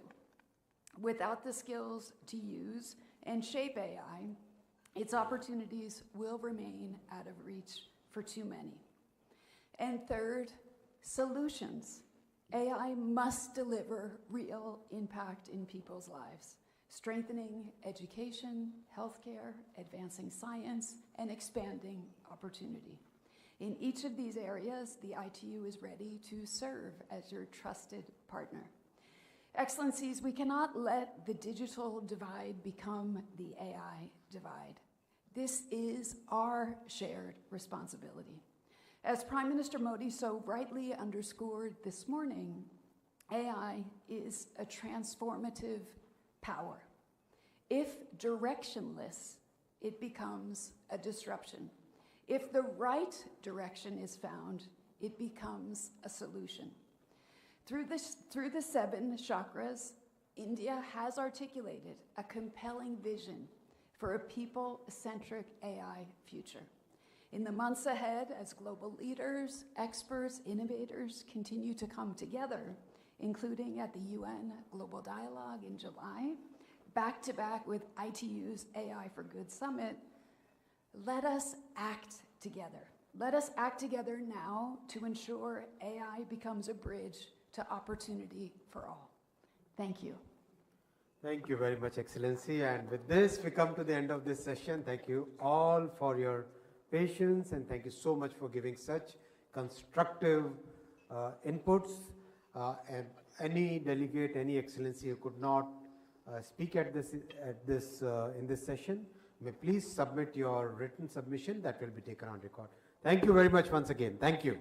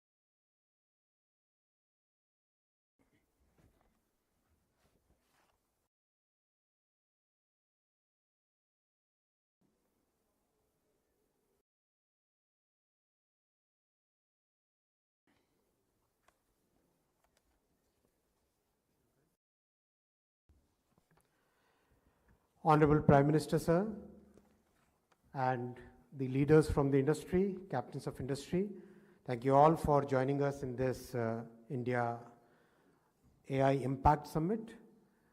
In this roundtable, I'll request that just like we economize with coding, please do economize with the comments. That would be great. This is a longish list, about 28 CEOs here. So I'll start with the alphabet, Mr. Sundar. Sundar, floor is yours. Did I do a cold call to you? You did cold call me, but I'll be brief. First of all, thank you to Shri Prime Minister Modi ji. What an extraordinary opportunity and to have the AI summit here. I think we are coming here with a clear message. I believe India is going to have an extraordinary trajectory with AI, and Google wants to be a partner. It's very clear to me India is poised to be a global AI leader, the world-class talent, deep tech expertise, and the vibrant startup ecosystem. And we will bring a full stack commitment to India, all the way from TPUs to infrastructure investments to research and models. And the WISAC project, the AI hub, which is a $15 billion investment, is our start. And we are partnering. The Prime Minister had challenged us to partner across agriculture, healthcare, drive language access, and we are doing all of that. And going forward, we'll work on skilling, working with the government. We are partnering with Indian companies and startups end-to-end to build AI-powered services. And we want to work together with you to establish good frameworks for AI governance. Prime Minister, your vision for Digital India was an inspiration, and we can see the change that's happened in the country. And I think AI can accelerate that vision, and we are excited to work with you to build a future where everyone benefits with this transformation. Great, thank you. That was really good, really economic. We go to Mr. Dario from Anthropic. Thank you again, Mr. Prime Minister, for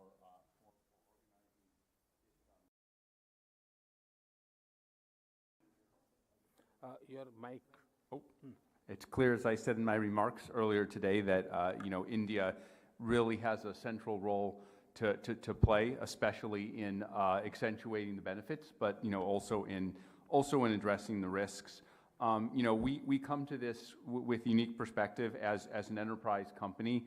We view India not just as a source of consumers, but a place where we can work along with companies to help them do what they do better and help to augment that with AI, whether that's business processes or distribution or the software that they've built or their specific understanding of the Indian market.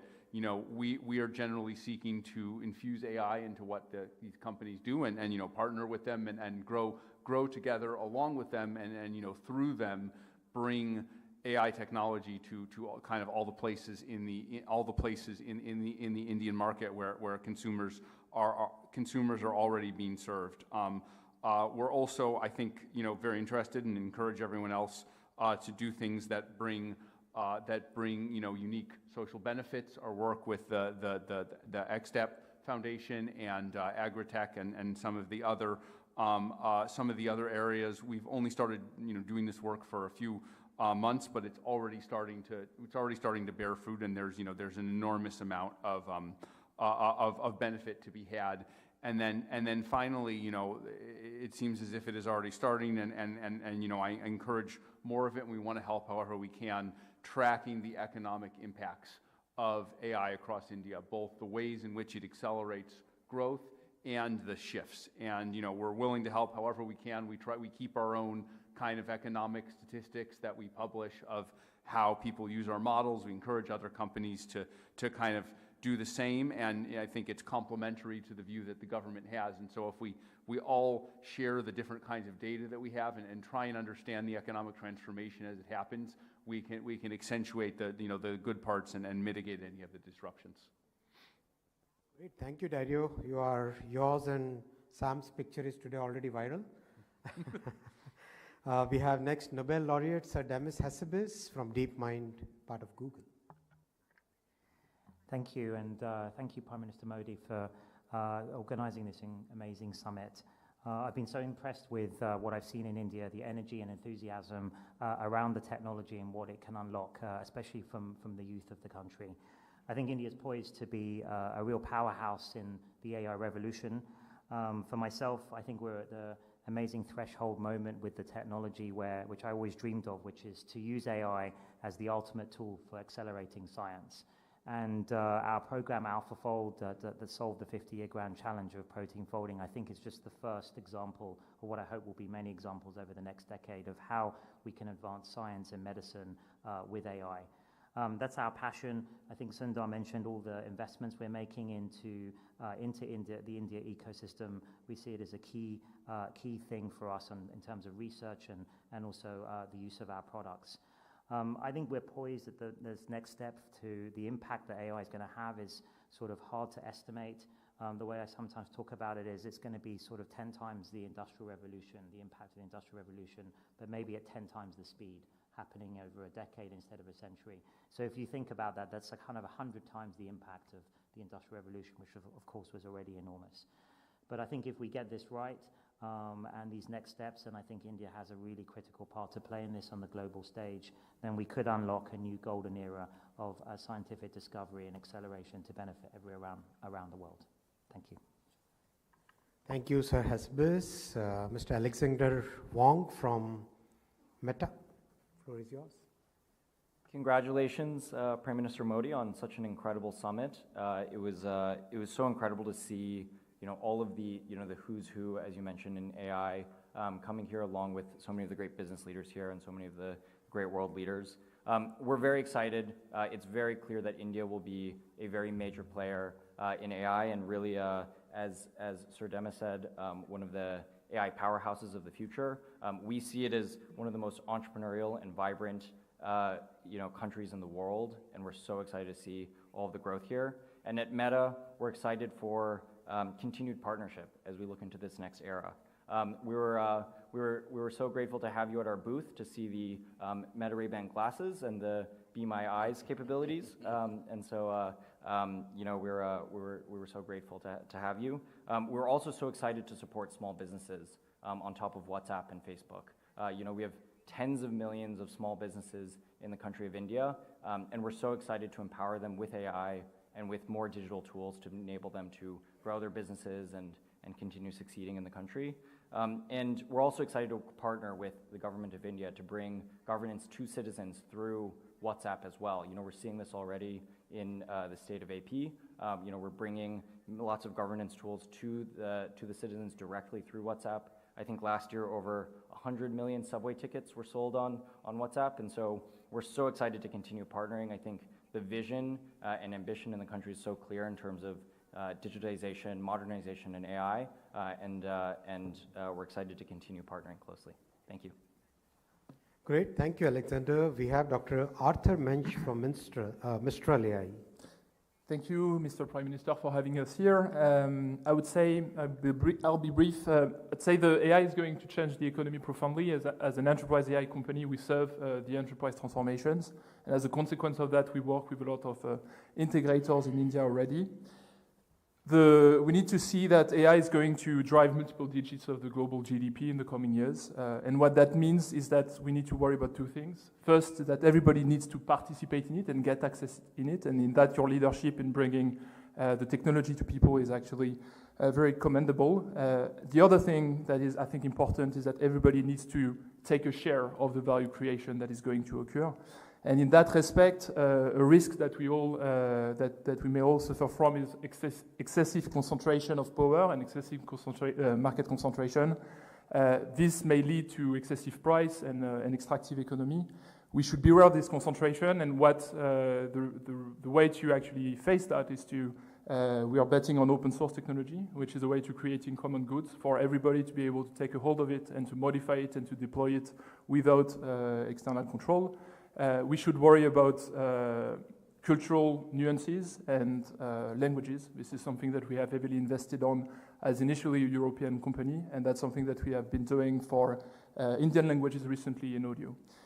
So open source can take us to make sure that everybody gets a chance to take a share of all of the wealth that AI is going to create. And so we are grateful for your leadership in that domain, and would be very happy to be collaborating. Thank you. Great, thank you. From OpenAI, Sam. Thank you, Prime Minister, for having us. As my colleagues have said, India will no doubt be a powerhouse in AI in many ways. The investment across the full stack, from infrastructure to models to applications, is quite something. There's one area in particular that I hope India will lead. I think AI has to be democratized. As everyone has said, this will be a seismic shift. This will be, maybe, as Demis said, 10 times the size of the Industrial Revolution, 10 times faster. No company or person or country is equipped to help society navigate that change. This has to be democratized. We have to put these tools in the hands of lots of people. Countries need their own sovereign approaches. This will be a huge disruption to many ways of life. This will be wonderful in many other ways. There will be major things to mitigate. But this is a case where no one knows exactly what's going to happen, and we have to figure it out iteratively. We have to deploy it step by step, integrate it in the world, and put this in the hands of people and countries and figure out the path forward together. And as the largest democracy in the world, I hope and I believe India will lead in this effort to democratize AI. Thank you, Sam. And as we move from the model layer to the services layer now, Accenture, Ms. Julie Sweet, the floor is yours. Thank you, and thank you very much, Prime Minister Modi, for bringing us together. I do believe that this is India's moment because of the investments that you have made, not only in the digital infrastructure of the country, but where we see it, which is in your people. We have over 350,000 people here, and we are growing ourselves, and we are bringing other companies here through the Global Capability Centers as we advise our clients on their talent strategy. And top of that strategy is coming to India to access the incredible talent here. And so at a moment when the next decades will be shaped by AI, we have one of the largest AI workforces in the world here in AI. We're investing to train everyone, and your support of that is why we can all be positioned to lead globally because of the talent. So thank you for your investments. We look forward to continuing to partner both in bringing more companies here and in continuing to invest in our people so that we can be a part of the vision that you have so clearly laid out. Thank you. Thank you, Julie. Now we go to Adobe, Shantanu, who basically provides creative services. Thank you. Namaste, Pradhan Mantri ji. I first wanted to start off by saying what you talked about this morning about Manav, or the human vision, really resonated in terms of accountability, accessibility, and inclusion, particularly. The last time we met, you had specifically asked us to focus on creativity at the Waves conference. And so in terms of an update, I just wanted to let you know we're deeply committed.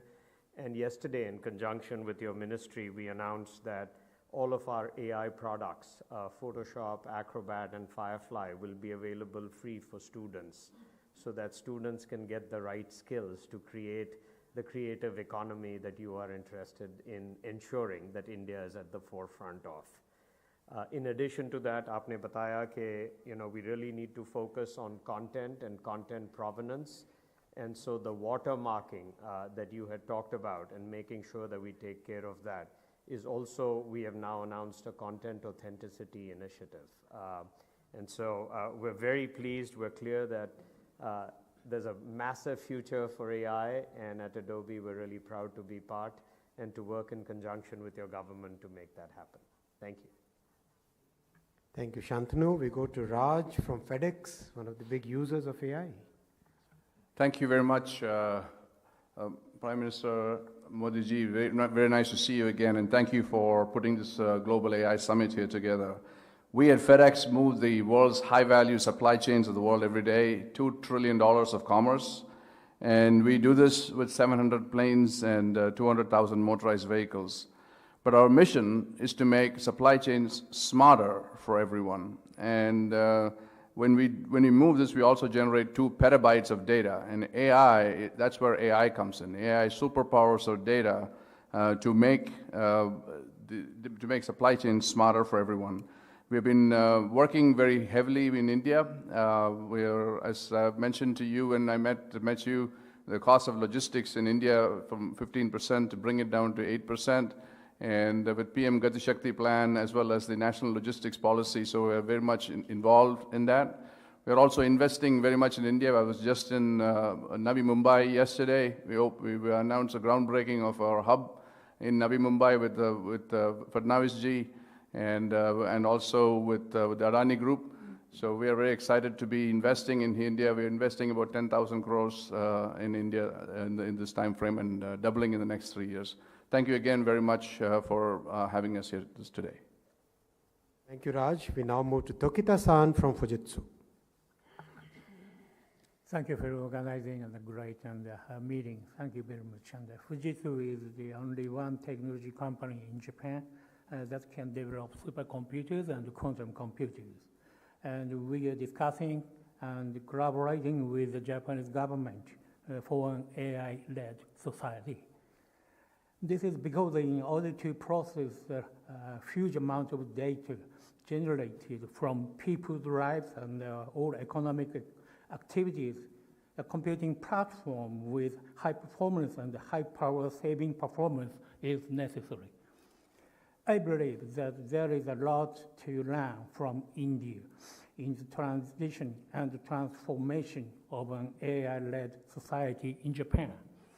In addition, there are many issues that we should work on together. Those initiatives will definitely be a good lesson for many other countries. One of the challenges of an AI-driven society is data sovereignty, which requires safe and reliable data space, as well as protecting human dignity. We should also think about the dignity of data. AI should function for people and must not have human dignity. For this reason, I think it's important not only to promote the evolution of AI, but also to ensure the safety and reliability of data at the same time. Technology evolves day by day, but I think it's also important to continue to have the ethics that the technology should have, not just following the benefit. Which is also working on research and implementation of the ethics that AI should have. Thank you very much. Thank you, Tokita-san. Brad from Microsoft, who has been one of the leaders in AI thinking. Well, thank you, and thank you, Mr. Prime Minister, for bringing the world together. Thank you for your vision this morning. It's certainly one that we at Microsoft embrace.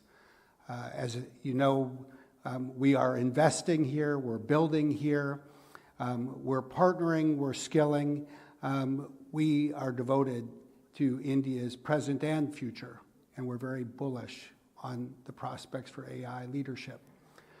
There's really just one comment that I would add to the others that so many people, I think, have offered so well already. I've long believed that the Indian and American IT sectors often do their best work when we work together.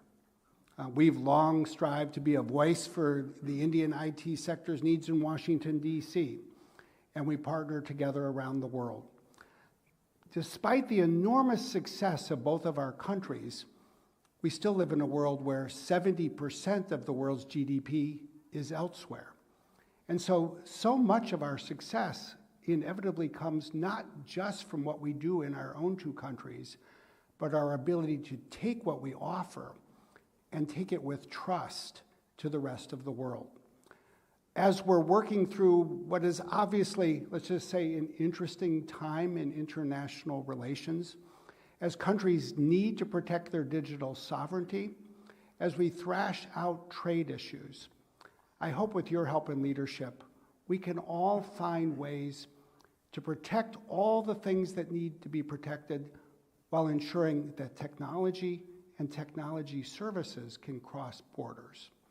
If India and the United States can be a role model for the rest of the world, then that will help us all. It will help us create jobs in India and the United States and do what we do best, bring what we create to the rest of the world as well. Thank you. Thank you, Brad. And now we go to Mr. Roy Jacobs Phillips, who's using AI in so many medical equipment. Thank you so much.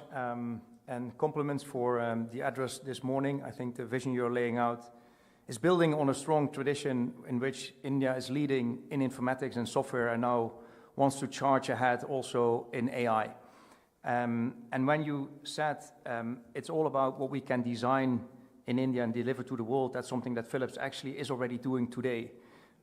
If you look to our innovation capacity, half of what we deploy, 1.7 billion of investment, is in software and AI, of which majority is done out of India. And actually, we believe we can do more also for India, and we engage successfully today with your Ministry of Health to see how we can, on a data level, support you on your new digital act, the Iceland Digital Act, where we can make sure that these data turn into better outcomes for the Indian public. Secondly, we connected how we can help your primary care centers and the ASHA workers with technology they can use in an easy manner to actually, for example, address pregnancy challenges, but also cardiac challenges in communities, and therefore actually start to address these challenges early on before they become bigger and more expensive to deal with a bigger impact on the population later on. We also discussed how we can help in transparent and regulated AI, because you clearly say it's about we need to trust AI. AI needs to support people, and therefore it needs to be able to do that in a trustworthy manner, which needs to be regulated, but it's not easy as it goes so fast. So what is it that we can actually share from our learnings and how we can regulate ourselves, but also how we can regulate together, so that actually it brings the biggest benefit for patients, as we know that it also has side effects that you need to regulate. Last but not least, we would like to offer also to really work of unlocking big part of the data sets that you have. You have a huge amount of data in India, but they're not that easy accessible for research and development purposes, but also even for use within country. I think that's another step that would unlock the full power of AI. And as a brand that is 97 years in India, seen as an Indian household brand, we believe we have a responsibility to support you, and we would really like to step up with you in the field of AI for the benefit of the Indian population. Thank you so much. Thank you. And now we go to the automobile sector. Saab, Mr. Michael Johnson.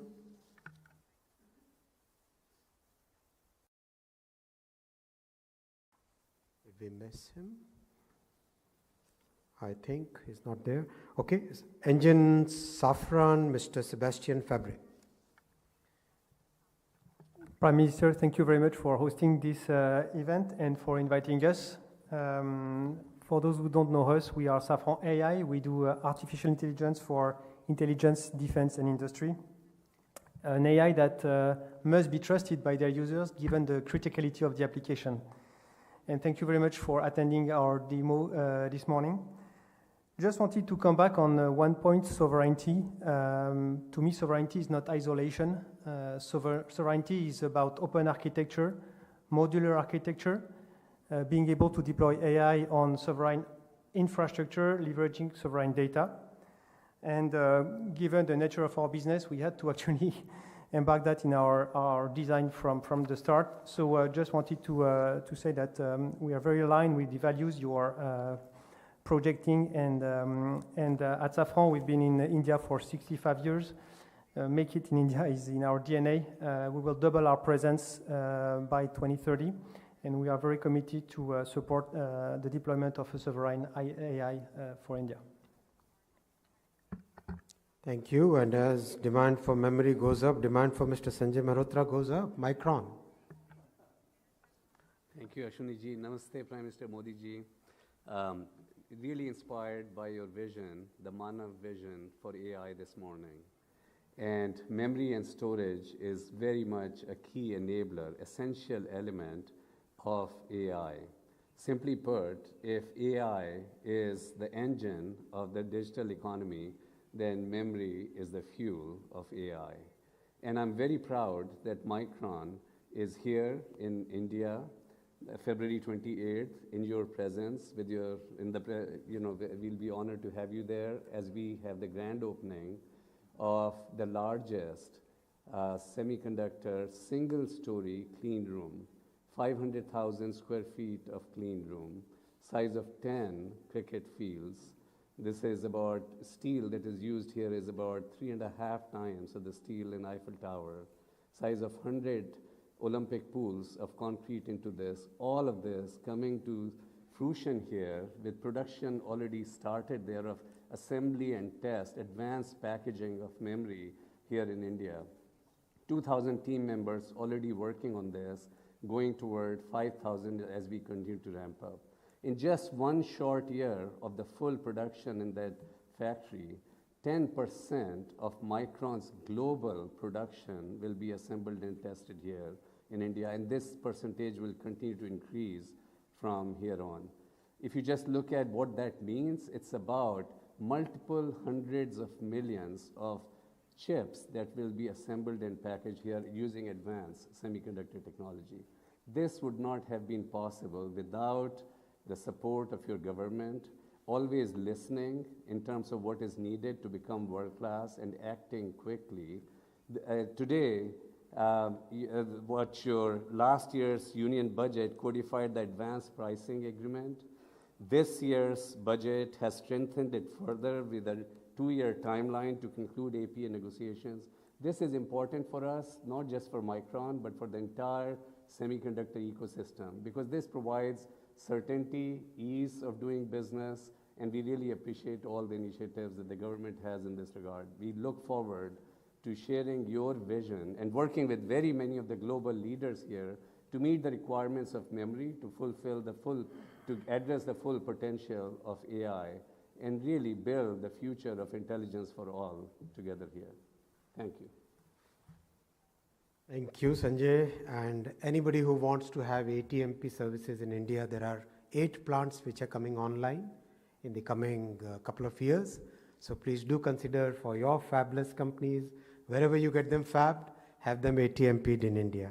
And very soon the fab will also come. Great. We move to Cristiano from Qualcomm. Thank you so much. Thank you, Prime Minister Modi.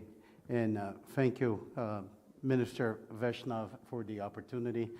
First of all, I would like to congratulate on the vision for Digital India. We're not only impressed by the vision, but actually the incredible execution. Our history in India for Qualcomm is probably as old as Qualcomm. And I just want to say that we have been incredibly encouraged and energized by the opportunities with AI in India. I think India is in a very unique position. I want to go back and talk a little bit about the past. When the mobile industry started here in India, India had leapfrog and went straight to the mobile internet. And when we look of the consumption of mobile data by user, it's one of the biggest in the world, and the speed of development is incredible and enabled by many, I think, their colleagues that are here with me in this room, not only from Qualcomm, but the telecom sector, Google and others. It's in Meta as well. It is incredible, and I think that probably serves as a template of what's going to happen with AI. We have been very energized, and as a company that is really focused about bringing AI everywhere and really democratizing AI, I think the opportunities as AI takes a role in changing the human-computer interface, it's going not only have another mobile revolution, but also create a number of other devices, enabling every other devices to become smarter. We started to see that already with smart glasses, with smart wearables, and it's going to significantly increase the scale as agents are going to be accessed for people, but not only people. The change in industries, with the opportunity of AI applied to industrial, we look at the many nations going through the process of industrialization, and I see the ambition in India that creates an incredible opportunity on the industrial and enterprise side. And of course, physical AI, all the way into some of the deployment we're seeing with robotics. I believe the opportunity is going to be very significant.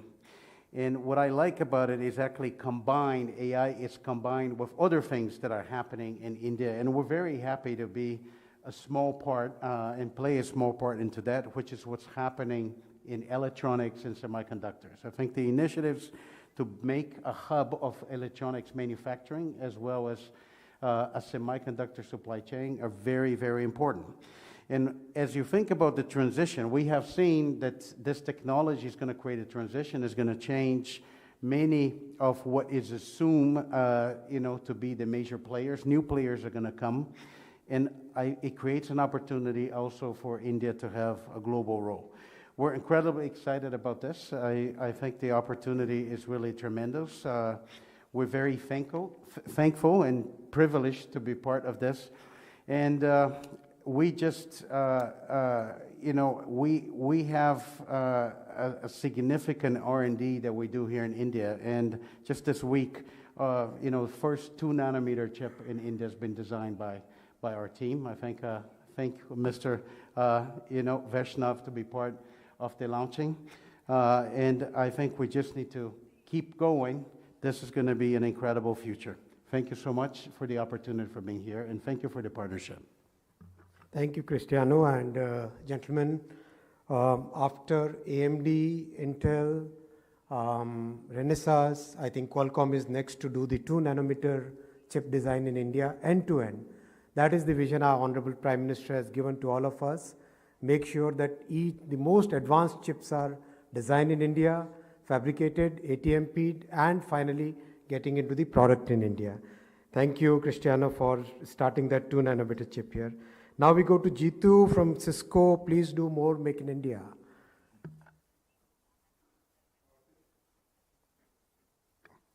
Namaste, Pradhan Mantri ji. Bharat na pragati na joine bahuwa janan thaisa.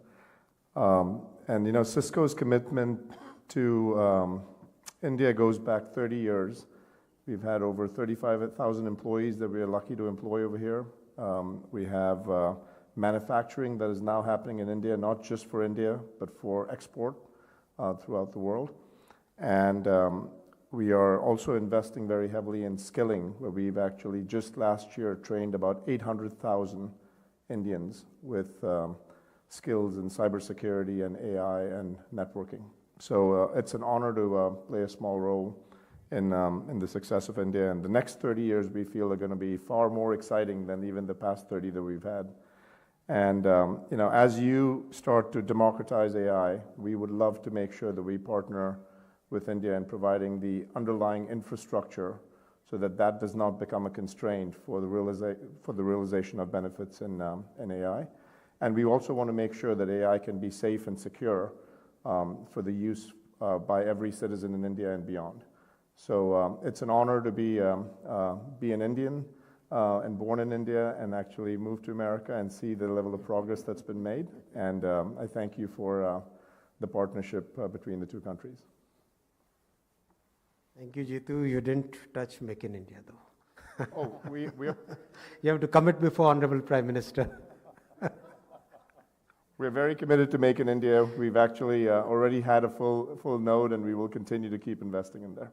Thank you. We go to cybersecurity. Mr. Matthew Prince, Cloudflare. Thank you, Honorable Prime Minister. I appreciate your remarks and especially your vision. Cloudflare, the company I run, is not an AI company directly, but instead we provide the rails and the guardrails for most of the AI companies and much of the internet. Inspired by your remarks and as a bit of a neutral provider, I would propose a framework to judge our progress at this summit and as these powerful technologies evolve.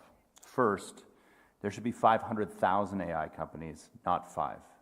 As you said in your remarks this morning, this needs to be open and for the students of India and around the world to be able to extend it, embrace it, and this not to be captured. Second, there needs to be a business model for journalists, content creators, and small businesses, because left to its own, AI takes but doesn't always give back. Third, AI should embrace and enhance our unique culture and values, not homogenize them. We shouldn't make the same mistakes we made with the internet, where everything goes back to the United States and the global South is sometimes left behind. Fourth, AI should be a tool for all, including students, as you mentioned, and the poorest members of the global South. And that's something that we work very hard at Cloudflare to ensure will happen. And so Cloudflare wants to be a partner with India to realize your vision and move forward in that, for those fundamental framework goals. We're investing here, building a research facility here, and making this one of the places we will build the technologies that will power the future. But beyond that, we've taken the technologies of today and made sure that they're accessible. For example, rolling out AI for Bharat across our entire network, supporting all of the languages of India and making it available at the lowest prices possible so that anyone in India can take care of this. And Indian startups are the second largest cohort in our incubator program. And we're in universities training and providing free credits to use Cloudflare's infrastructure so that in India, the next great AI startups and companies can be built. Thank you for your leadership, and please know we are at your service. Thank you. And Nikesh from Palo Alto, another leading cybersecurity company. Namaskar, Pradhan Mantri ji. As a world's leading cybersecurity company, our mission is to deliver this AI vision safely and securely.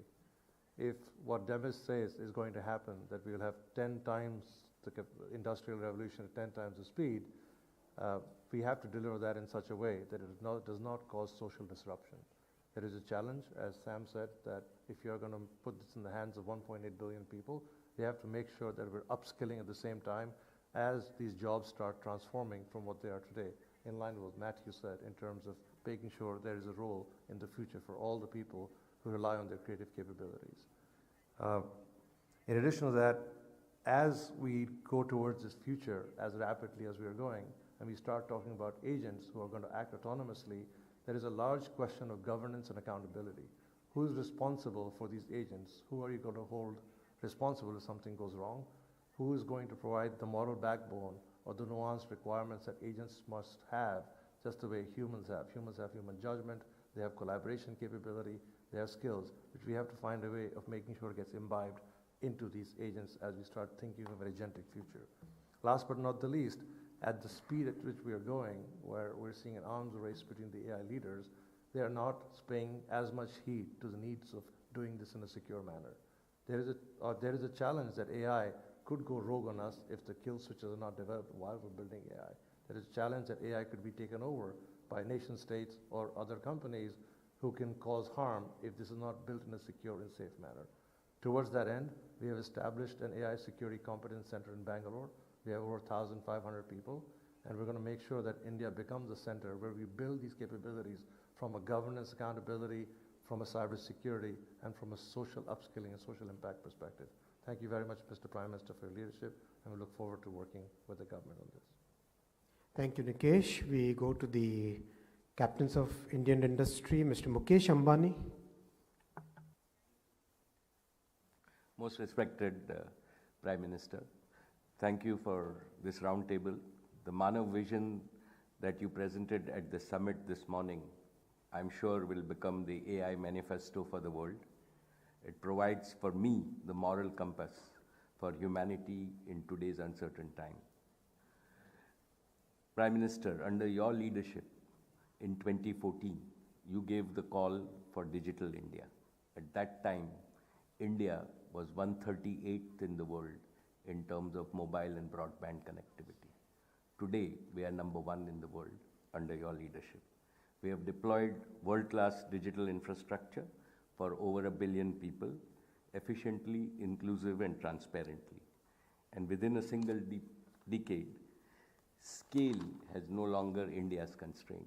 It is now India's unique advantage.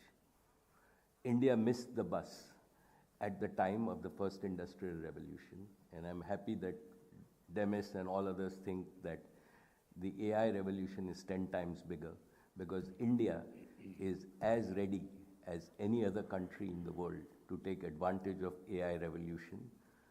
With your leadership, you forced us to put all our 5G networks. So as far as all the roads for AI are ready, up to the last village in India, and we are absolutely ready. 4 days ago, you said that you will invite the world's data and intelligence to reside in India. With this, what we are familiar with, which is Sabka Saath, Sabka Vikas, and that means like everybody together and everybody's progress has now changed to my mind to Dunya ka saath, Dunya ka vikas. You have given a vision for the world. Respected Prime Minister, earlier today, as Reliance and Jio, we committed that in this opportunity, over the next 7 years, starting this year, we will invest 10 lakh crores of rupees in intelligence. And this is patient, disciplined, nation-building capital designed to create durable economic value and strategic resilience for decades to come. I'm grateful to you for having spent time at a few days ago and encouraged all the young people who are working on this. My second commitment is that as Reliance, we'll work on the more difficult social areas of education, healthcare, agriculture, apart from, of course, consumer and enterprises, which are there, and we will prioritize them. Our view is that AI will be accelerating not only economic growth, but also job creation, the way we will handle this with your leadership. Guided by your Manav-centric AI vision, it will be Jio's endeavor to make intelligence not only democratic, but affordable for every Indian.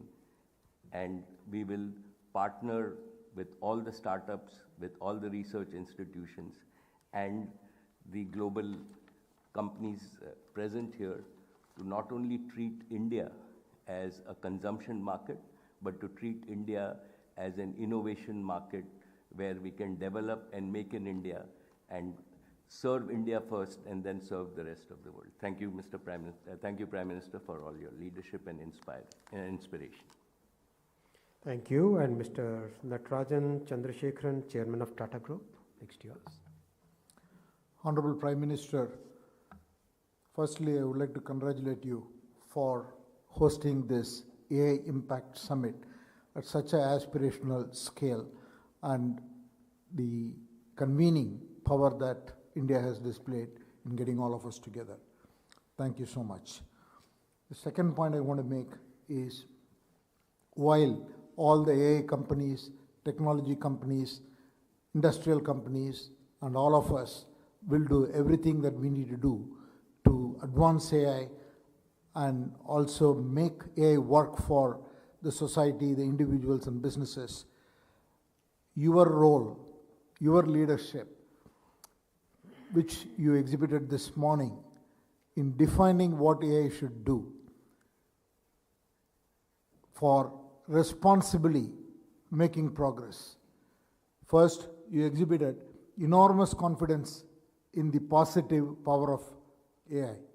And you also exhibited what the potential of AI could be. And you clearly outlined what it means to have a human-centered leadership, a open, shared collaborative leadership.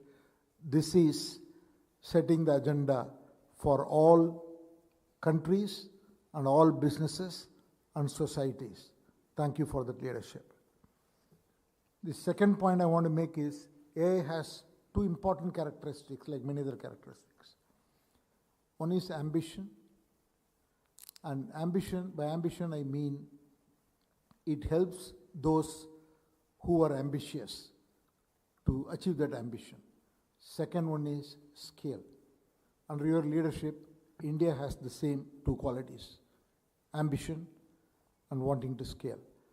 I think with these two coming together, we are naturally well positioned to lead in the AI world for the good of the world. Third, Honorable Prime Minister, on behalf of the Tata Group, I want to say that we will do everything that we need to do in three important areas. One is scaling the nation. As you said in this morning, it is about ensuring that every citizen is empowered. Second, we will build the AI infrastructure across all the layers, from the hardware layer all the way to chips and data centers and agentic AI and data, etc., to make an impact to businesses around the world and also help in India's journey in social transformation. Thank you again for the opportunity and your vision and leadership. Thank you. We have Mr. Mittal from Airtel.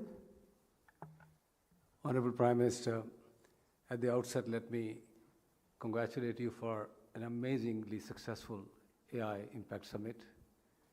India, and we are all as Indians fortunate to have you as a leader who understands the power of technology.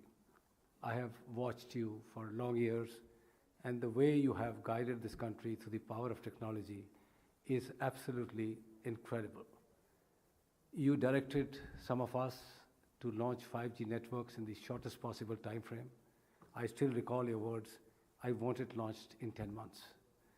And your inspirational leadership made it possible for us to make 5G across every square kilometer of this country. You knew that this country will need a bedrock of stability, a very strong network on which the fanciful new wave of technologies will ride. Today, connectivity through fiber, submarine cables, data centers, towers all across the country is in place, Honorable Prime Minister. And you should be very proud that India today leads that race by putting a smartphone, a computer in the hands of every citizen of this country at $2 a month for unlimited amount of data that they use. We will keep on nourishing these arteries, we'll keep on building the muscles of the data centers, fiber, and we will ensure that this wonderful inventions of AI are brought to our billion customers in the country at the most cheapest, frugal way. You have assembled an amazing set of people here in this room today. The world's entire AI technology industry is sitting here. They should note that India could do a moon mission, the Gaganyaan, with $74 million against the US spending over $92 billion to do a similar moon landing. And India did the moon landing on the difficult side of the moon, highly successful. The world leaders can pick up frugal innovation from our country and use the very large base that we offer as a customer for their own benefit. Together, Honorable Prime Minister, your vision will resonate with the entire globe of making AI democratic, AI available to all for the benefit of humanity. Bharti, Bharat ke bhagya se juda hua hai. Thank you, sir. Thank you, Mr. Mittal. And Mr. Nandan Nilekani, Chairman of Infosys, we would like to hear from you what you are doing for this transition. No, I'll talk about something. Prime Minister Modi ji, first of all, congratulations on a fantastic summit. It's really been great. I want to talk about AI diffusion in India with an example. When I met Prime Minister Modi ji on 8th January and talked about applying AI to farmers, he said, why can't we apply it to cows and cattle? Because if the cow is sick, it can't tell you that it is sick. How can you solve this problem? And he gave us his vision of applying AI to agriculture and dairy. The same day, the PMO had a meeting along with Mr. Krishnan and Abhishek of METI with Amul and with some of my colleagues. And within 3 weeks, the application went live. The meeting was on Jan 8th. It went live on February 11th. This is the world's largest cooperative with 3.6 million farmers, 2 billion milk transactions per year, and 40 million cattle. And today, all these farmers, a large number of them being women, use the Sarlabin application, actually get real responses about their cattle, the problems, the pregnancy, the milk production, and so on. Look at the speed of diffusion. An idea that the PM had on Jan 8th has become reality on Feb 11th. This to me is an example of the speed of execution of AI diffusion in India. And I get the same sense of excitement I got on December 30th, 2016, when the PM launched the Bheem payment application on UPI. And when he launched that application, he started something where today we have 21 billion transactions a month with 500 million users and the world's largest payment system. I feel the same sense that AI is at that point, and with his leadership and vision of how AI can be used for the benefit of Indians, common man, farmers, workers, and so on, I think it's going to really take off. Moreover, this is also designed for sovereign data. The data of Amul remains with Amul, and design is to make sure that it's within India. So it's really a great example, and I think by the time many of these people come back in a few months, there'll be many, many more applications, and India will lead the world on showing how AI diffusion can matter to improve the lives of common man, farmers, students, patients, and so on. And I think this is where the AI road, the race to the top is going to happen. And thank you for your leadership, sir. Thank you, Nandan. We have respected industry leader from Sweden, Mr. Michael Wallenberg. Honorable Prime Minister, I want to congratulate you on amassing such force behind the AI initiative. It is amazing to see what your inspirational leadership can do, and it reminds me very much of when you launched Make in India. You got a similar, very positive wave behind you. So I represent a number of companies who are active in India since many, many years, over 100 years actually, in the case of Ericsson. And I believe that this idea about pushing the AI initiative will be very, very supportive for future business of these companies in India over the years, because you have, through the many of your IT companies, provided support all over the world for digitization. But now when you're moving into AI, I think that a lot of the investments that already have been carried through the companies that we are close to, like ABB and AstraZeneca, et cetera, will be even further enhanced. And I think this will position, your initiative here will position India as an even better place for investment and development of their businesses. So thank you. And I also want to say that on behalf of Mr. Johansson, who was called upon earlier but not here, Saab is not a car company, it's a defense company, and it's also operating here. Very thankful for the good reception from the Indian government, and continue to develop their efforts and products and services within the AI field, and hope to serve the Indian government going forward. Thank you. My apologies for having that car company thing. We now go to Mr. Rishi Sunak, who's currently leading the Richmond project and the former Prime Minister of UK. Thank you, Minister. When I hosted the first AI summit in Bletchley Park a few years ago, I never imagined that the journey would take us to this incredible event here in New Delhi. And I think that's testament to your leadership, Prime Minister Modi ji, but also the vibrancy of the AI ecosystem that we've been hearing about, and of course the incredible optimism and energy of the Indian people that's been on full display these past few days. And it's that magical combination that I think is why, Minister, this morning you were able to remind us all that according to Stanford University's authoritative global index, India has now been ranked a leading global AI superpower. What you were too polite to say this morning, to spare Demis and my blushes, is that you leapfrogged the UK to get into that position. Although I did check, and I can gently point out that England remains just ahead of India in the ICC test rankings, so not all is lost. The special and distinctive thing about these summits is that they bring together not just leaders from government, but also all of you, leaders from industry. And when I did that originally, it was in recognition of the fact that this technology is largely being developed in the private sector. And to put it in context, just this year, the companies represented in this room will spend 20 times more to develop this technology than the United States spent on the entire Manhattan Project. So all of you in this room occupy a very significant role in what is about to happen, and I know many of you personally, and I know all of you are driven by values, and you take that privileged position seriously and recognize that it comes with responsibilities. So maybe because, Minister, I can't offer to invest $1 billion to make something in India, I can instead actually join Prime Minister Modi to request something of all of you in this room, and that's to think about two particular responsibilities that the Prime Minister outlined this morning in his Manav vision. And that the first is to develop this technology responsibly, safely and securely.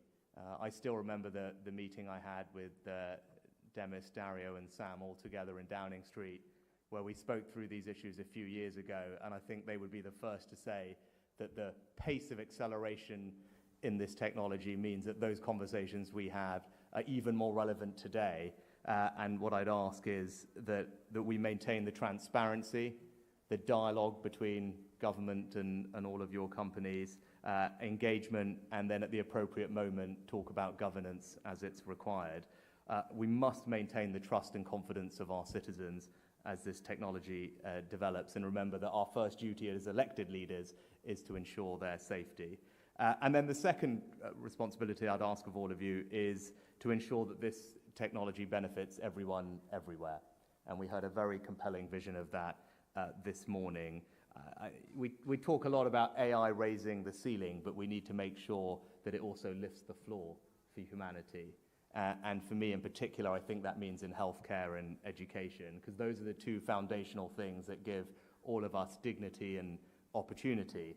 And AI has the potential to be, I think, both the most uplifting, democratizing, and positive force that any of us have all known. But it's up to everyone in this room to make sure that that becomes a reality and deliver on the vision that the Prime Minister set out this morning. Thank you. Thank you so much, Rishi. We go to Mr. Enrico Bagnasco from Sparkle. Thank you, and a special thanks to you, Prime Minister Modi, for the vision you shared this morning and for this event. Sparkle is one of the main international telecom carriers, connecting currently 40 countries worldwide. We design, deploy, and operate long-distance submarine optical cables. So we deploy one of the key enabling infrastructure to support digital services and to support the AI revolution. We have been operating in India for 28 years out of our Mumbai offices, and work with great success to all the key Indian carriers represented here, by the way. And we're now a fully licensed operator, so we plan to continue to remain, invest, and deploy our facilities here.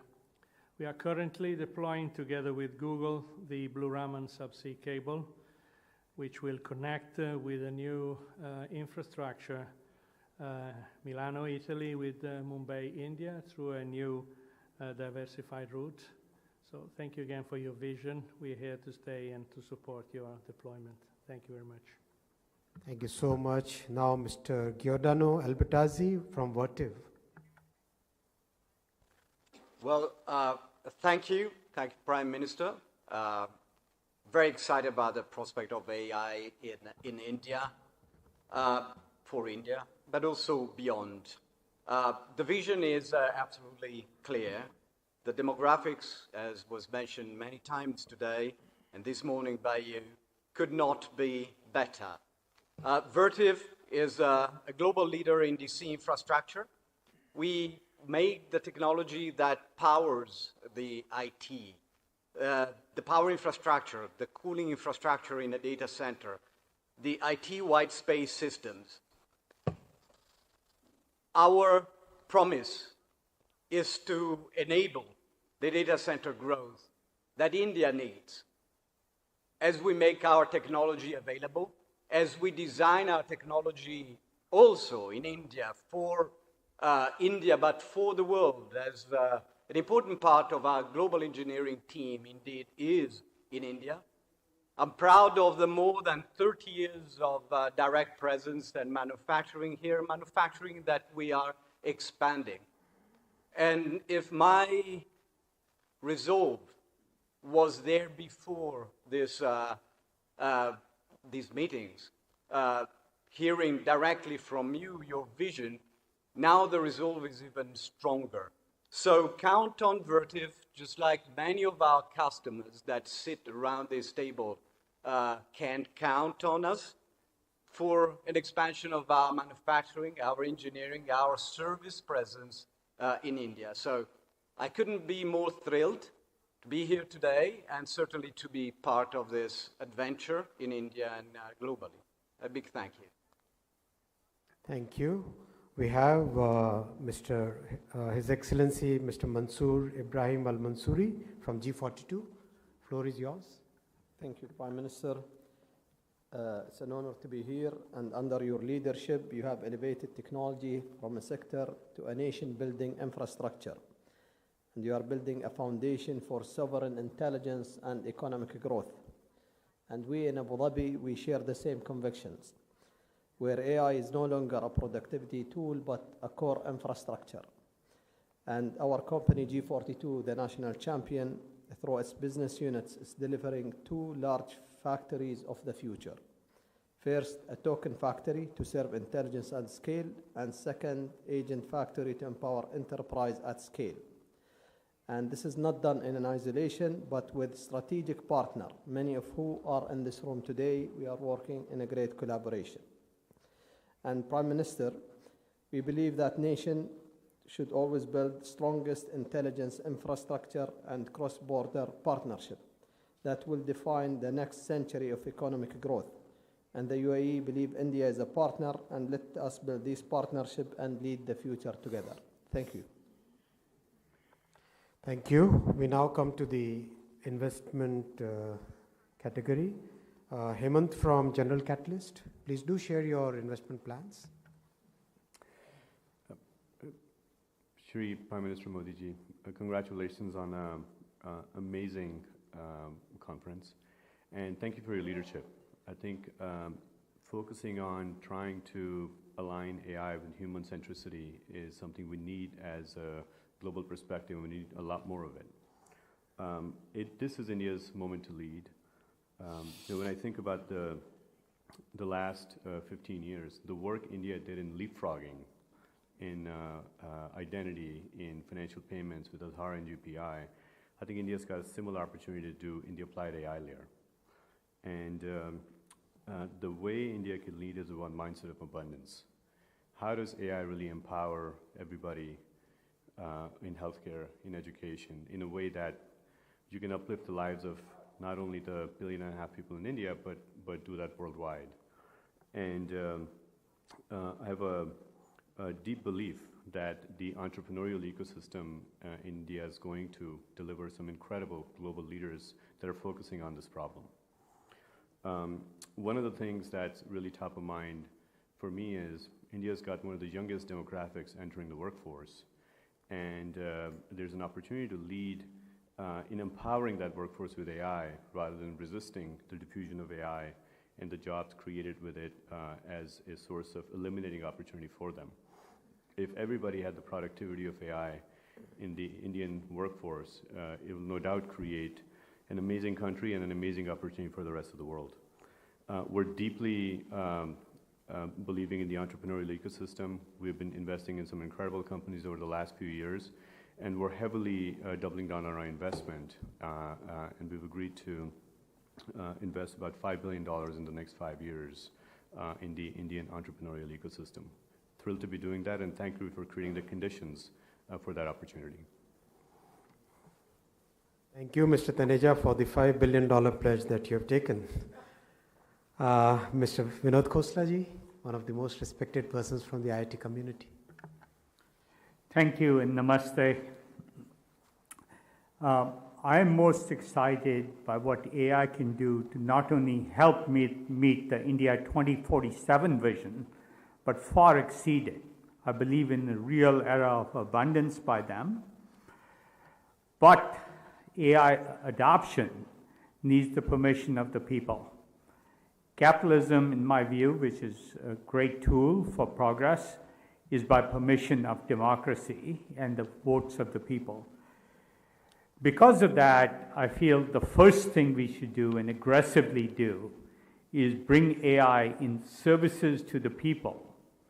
And my favorite few services is to add free AI tutors for every child in the country, all 250 million of them, free AI doctors for every one of its citizens, and free agronomists for all the small farmers that are so important, such an important part of the vote bank and the permission we need to apply AI. It is very clear to me that the 2030s will be a chaotic era. There will be disruption, there will be large changes. And so before we get to that stage, and people are tolerant about the progress and the uncertainty that it creates at the same time, that we should really have every single Indian benefiting from these services so they understand the power that AI can bring. So these, in my view, should be part of Aadhaar. Just like UPI is part of Aadhaar, AI doctors should be an Aadhaar service, AI tutors should be an Aadhaar service, and AI agronomists should be Aadhaar services. So the hard part in Aadhaar is done already, and I think this can bring real benefit to mass and large number of Indians, and have them appreciate what AI can do. Having said that, on the investment side, India is just a wonderful area for us. We were one of the early investors in Sarvam as the sovereign AI model, something we believed in for a long time. Emergent, which is one of the fastest growing companies anywhere I've seen, has grown to 100 million last 8 months. So India has great talent. We have healthcare companies, 2 of them making very radical innovations in how healthcare is applied, where the way to make more money in healthcare is not to do more surgeries or more procedures. It is to have a model that's aligned with consumers and the cost of providing service, which is generally the paying entity. Vahan, another one, has 40 million Indian workers providing people like Swiggy and Flipkart and others with workers. They're hiring 500,000 workers a month now out of their 40 million database, and AI is absolutely essential to talk to this many people about what job is the right fit for them. So thank you. I appreciate the time you're spending and making sure that the ecosystem is rich, but I do think we should start with benefits for the people in these essential services. Thank you, Mr. Khosla. Lightspeed is very active here in India in the tech space. Ravi, your turn.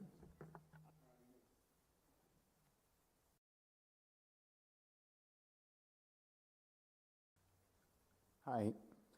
Thank you, Prime Minister Modi, for organizing this really amazing global AI event that focuses both on how AI can benefit India, but also the rest of the world. It's an honor to be here.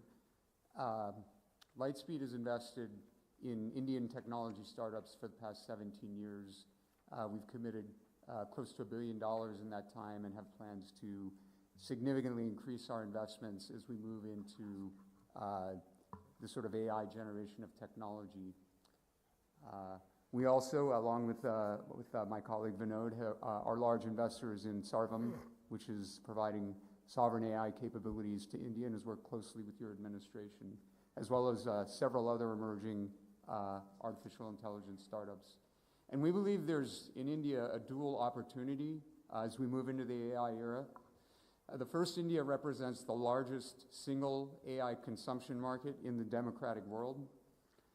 India's opportunity is to build real-world applications at real-world scale, and that's essentially unmatched.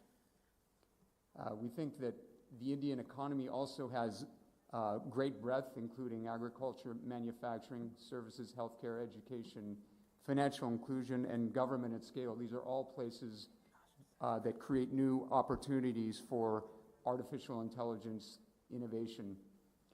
The second major opportunity, we believe, for technology innovation, where venture capital funding can accelerate innovation, is India's ability to provide technology talent density as one of its greatest exports for AI. We've already seen some of the largest AI developer communities form in India, and they are continuing to grow. And they've been showing the ability to build transformative products which can serve both India and the rest of the world. Thank you.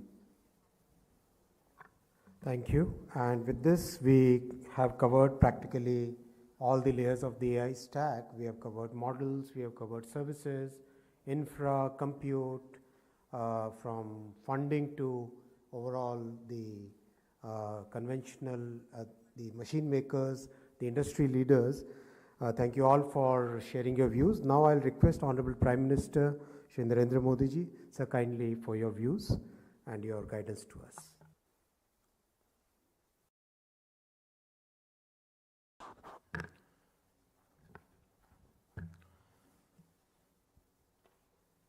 मैं हिंदी में बोलूँगा तो शायद you'll have to use your earphones.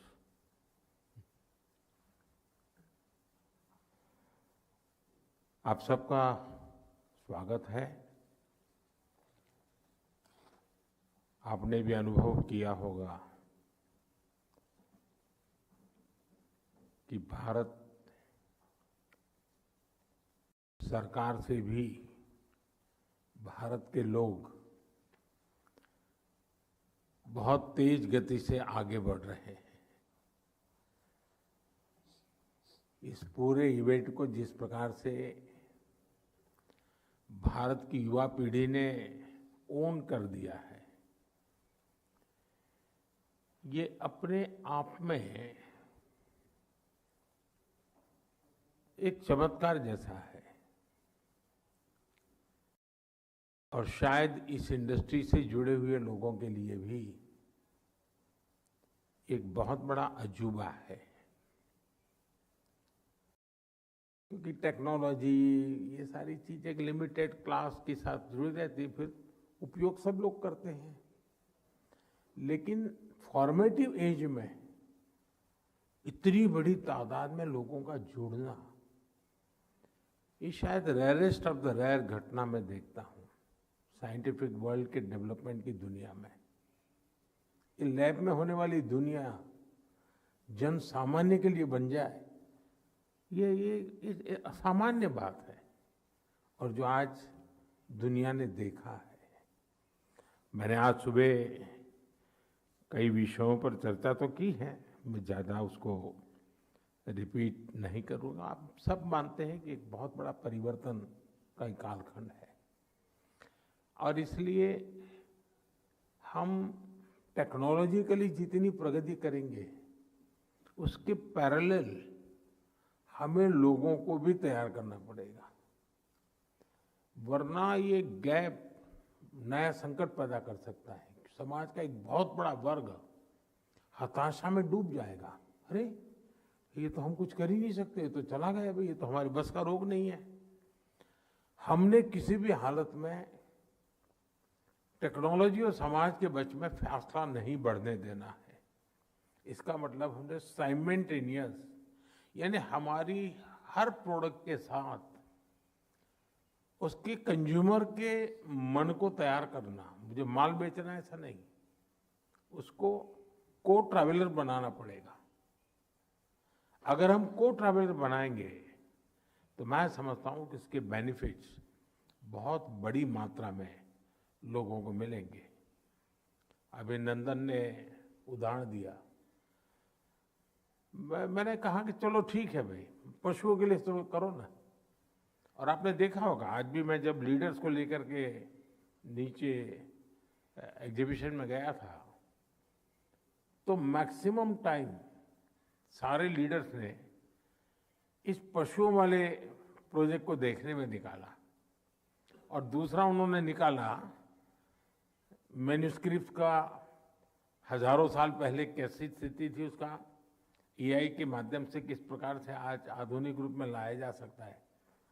और उसके बाद जितने भी मेरे बायलेटरल हुए, हर कोई इस बात का उल्लेख कर रहा था कि ये तो हमारे लिए बड़ा आंख खोलने वाला था।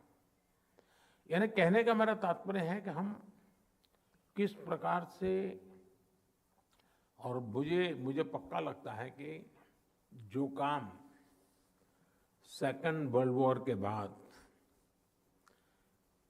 दुनिया में जो जो संस्थाओं का जन्म हुआ, चाहे यूएन हो, चाहे WHO हो, कई संस्थाएं उसके बाद पैदा हुई विश्व की चिंता करने के लिए।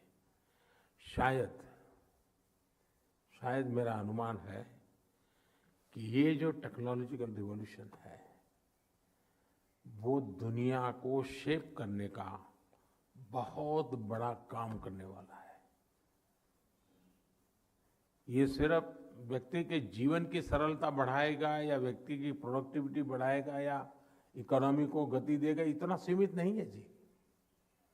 ये पूरे नए वर्ल्ड ऑर्डर को शेप करने का काम अब इस माध्यम से होने जा रहा है।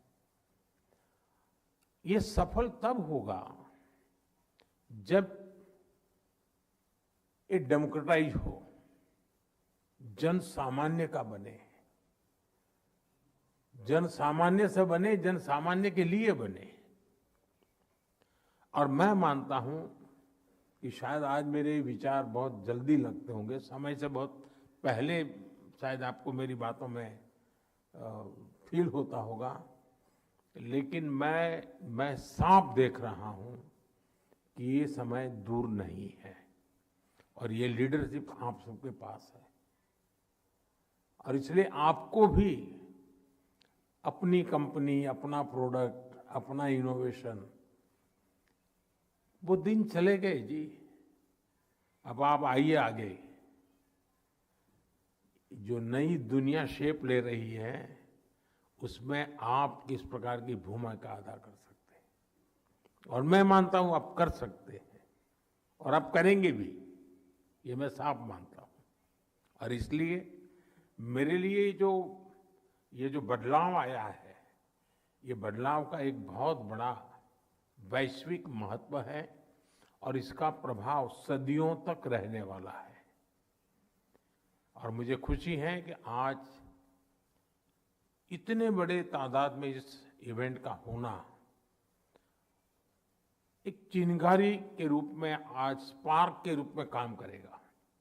और बहुत ही कम समय में आने वाले, मैं जो आपके बता रहा हूं वो होके रहेगा। हम लोग अपने आंखों के सामने देखेंगे। ऐसा नहीं कि हमारे जाने के बाद होने वाला है, जी नहीं, हमारे सामने होने वाला है। और ये सर मेरा विश्वास है, इसलिए मैं नहीं कह रहा हूं। मैं इन चीजों को जितना समझता हूं और मैं बदलते हुए मानव मन को मैं जो समझता हूं और जो मेरे वैश्विक एक्सपोजर है, उससे मैं कह सकता हूं कि एक नया वर्ल्ड ऑर्डर शेप ले रहा है। टेक्नोलॉजी एक बहुत बड़ा कैटलिक एजेंट बन रही है और टेक्नोलॉजी को लीड करने वाले लोग अगर डेमोक्रेटाइज करने की दिशा में मजबूती से आगे आते हैं तो एक बहुत बड़े परिवर्तन का बीज आज हम इस धरती पर बो रहे हैं। ये मेरे शब्द आप लिख करके रखिए। आप कल्पना कर सकते हैं कि कितना बड़ा काम आप लोग कर रहे हैं, और इसलिए आप सब बहुत बहुत अभिनंदन के अधिकारी हैं। आपके प्रयास पूरी मानव जाति के कल्याण के लिए काम आने वाले हैं और वो आपके जीवन का भी एक बहुत बड़ा संतोष होगा। मैं नहीं मानता हूं कि इस क्षेत्र में काम करने वालों का वेल्थ का वॉल्यूम क्या है वो मैटर करने वाला है। वो उससे बाहर चले गए आप लोग, तो उससे बहुत बड़ा परिवर्तन आने वाला है। कुछ चीजें जो हमने कही है, पीपल, प्लेनेट और प्रोग्रेस, सामान्य मानवी को तो इन चीजों से लगाव रहता है, हमें उसको भी एड्रेस करना पड़ेगा। एट द सेम टाइम हमारी एक स्वाभाविक शेयर रिस्पॉन्सिबिलिटीज भी है, उसको भी हमने पूरा करना होगा। कुछ जो मैंने यहाँ देखा जिन प्रयोगों में, एग्रीकल्चर में काफी प्रयोग कर रहे हैं बच्चे, जो नई पीढ़ी है। मैं समझता हूँ कि ये एक बहुत बड़ा बदलाव ला सकता है, और क्योंकि हमारे यहाँ बहुत धीमी गति से परिवर्तन कहीं आता है तो एग्रीकल्चर सेक्टर है। एक किसान की एक पीढ़ी नई चीज को अडॉप्ट करने के लिए तैयार नहीं होती। नई चीज तब आती है जब नई पीढ़ी आती है, मतलब इतनी स्लो प्रोसेस है। इसमें इसको एक्सपेडाइट करने के लिए बहुत बड़ी चुनौती रही है। मैं समझता हूं कि ये टेक्नोलॉजी, ये स्थिति को बहुत तेजी से बदलेगी। हमें कभी कभी लगता है कि ये मैन्युफैक्चरिंग सेक्टर में चेंज लाएगी। मैं जहां सबसे कठिन एरिया है, एक होता है सोसाइटी में बिहेवियरल चेंज का, और दूसरा होता है एग्रीकल्चर सेक्टर में पीढ़ी दर पीढ़ी पर। ये दो एक बड़े कठिन सेक्टर होते हैं, लेकिन मुझे लगता है कि एग्रीकल्चर सेक्टर में इसके क्योंकि उसको आंखों से फील होता है, हाँ यार मेरे मोबाइल में दिखता है, हो सकता है, तो हिम्मत करेगा। और ये एक बहुत बड़ा अवसर मैं इसमें देखता हूँ। बाकी हेल्थ सेक्टर में उसकी सुविधाएं वगैरह, वैसे उसमें रिवॉल्यूशन होता ही रहा है, बदलाव आता ही रहा है, लैब से निकली हुई चीज़ों की उस काम में आती रही हैं, लेकिन ये बहुत बड़ा परिवर्तन करेगा ऐसा मुझे लगता है। हमने जो लोगो रखा था, welfare for all, happiness for all, मैं समझता हूँ कि हमने इस मंत्र को, एज फार एज मैं भारत के लिए तो बात जरूर करूँगा, वैश्विक स्तर पर इससे अलग कुछ हो ही नहीं सकता है। हम चाहेंगे कि ये कल्याणकारी होना चाहिए, हमारा काम कल्याणकारी होना चाहिए, और उस कल्याण का मार्ग का एक लक्ष्य हैप्पीनेस होना चाहिए। अल्टीमेट क्या चाहिए? और मैं मानता हूं कि हम समाज जीवन को ये चीजें दे सकते हैं। हमने एक प्रयोग किया यहाँ पर, शायद आपको पता चला होगा, लाखों बच्चों ने एक रिस्पॉन्सिबल एआई की शपथ लिए हैं, Greenidge book of world record का वो। लेकिन इसके पीछे मेरा इरादा यही था कि मैं मेरे युवा मन को एआई एथिक्स जो है वो कोई थोपे नहीं जा सकते, उसको संस्कारित करना पड़ता है और जन भागीदारी से बनता है। अब जैसे मैथ्यू ने भी कहा, शांतनु ने भी कहा, कंटेंट क्रिएटर की बात कही, अब ये संस्कार करने के लिए बहुत बहुत काम आने वाला है। आपने देखा होगा हमारे बजट में इस बार हमने 15,000 स्कूल्स पायलट प्रोजेक्ट के लिए तय की है, जिसमें पहली बार कंटेंट क्रिएशन के काम की लैब होगी। हमें इस टेक्नोलॉजी का बहुत अद्भुत, तो मैं चाहता हूँ शांतनु, मैथ्यू दोनों जो इस क्षेत्र में काफ़ी काम करते हैं, वो इसमें स्टडी करें और कैसे उसका उपयोग हो सकता है, क्योंकि ये मेरा पायलट प्रोजेक्ट है। अगर ये हम सफलता पाई तो हम एकदम तेजी से उसको बदलें। हमने एक छोटा सा प्रयोग किया था, अटल टिंकरिंग लैब। अब एक प्रकार से प्राइमरी स्कूल के बच्चों के लिए था, लेकिन उसने बड़ा इतना परिवर्तन लाया है। उसमें से जो बच्चे निकल रहे हैं वो विद साइंटिफिक माइंडसेट, वो स्टार्टअप की दुनिया के सपने देखने लगे हैं। अभी तो पढ़ रहे हैं वो, लेकिन उनके मन में ही आता है।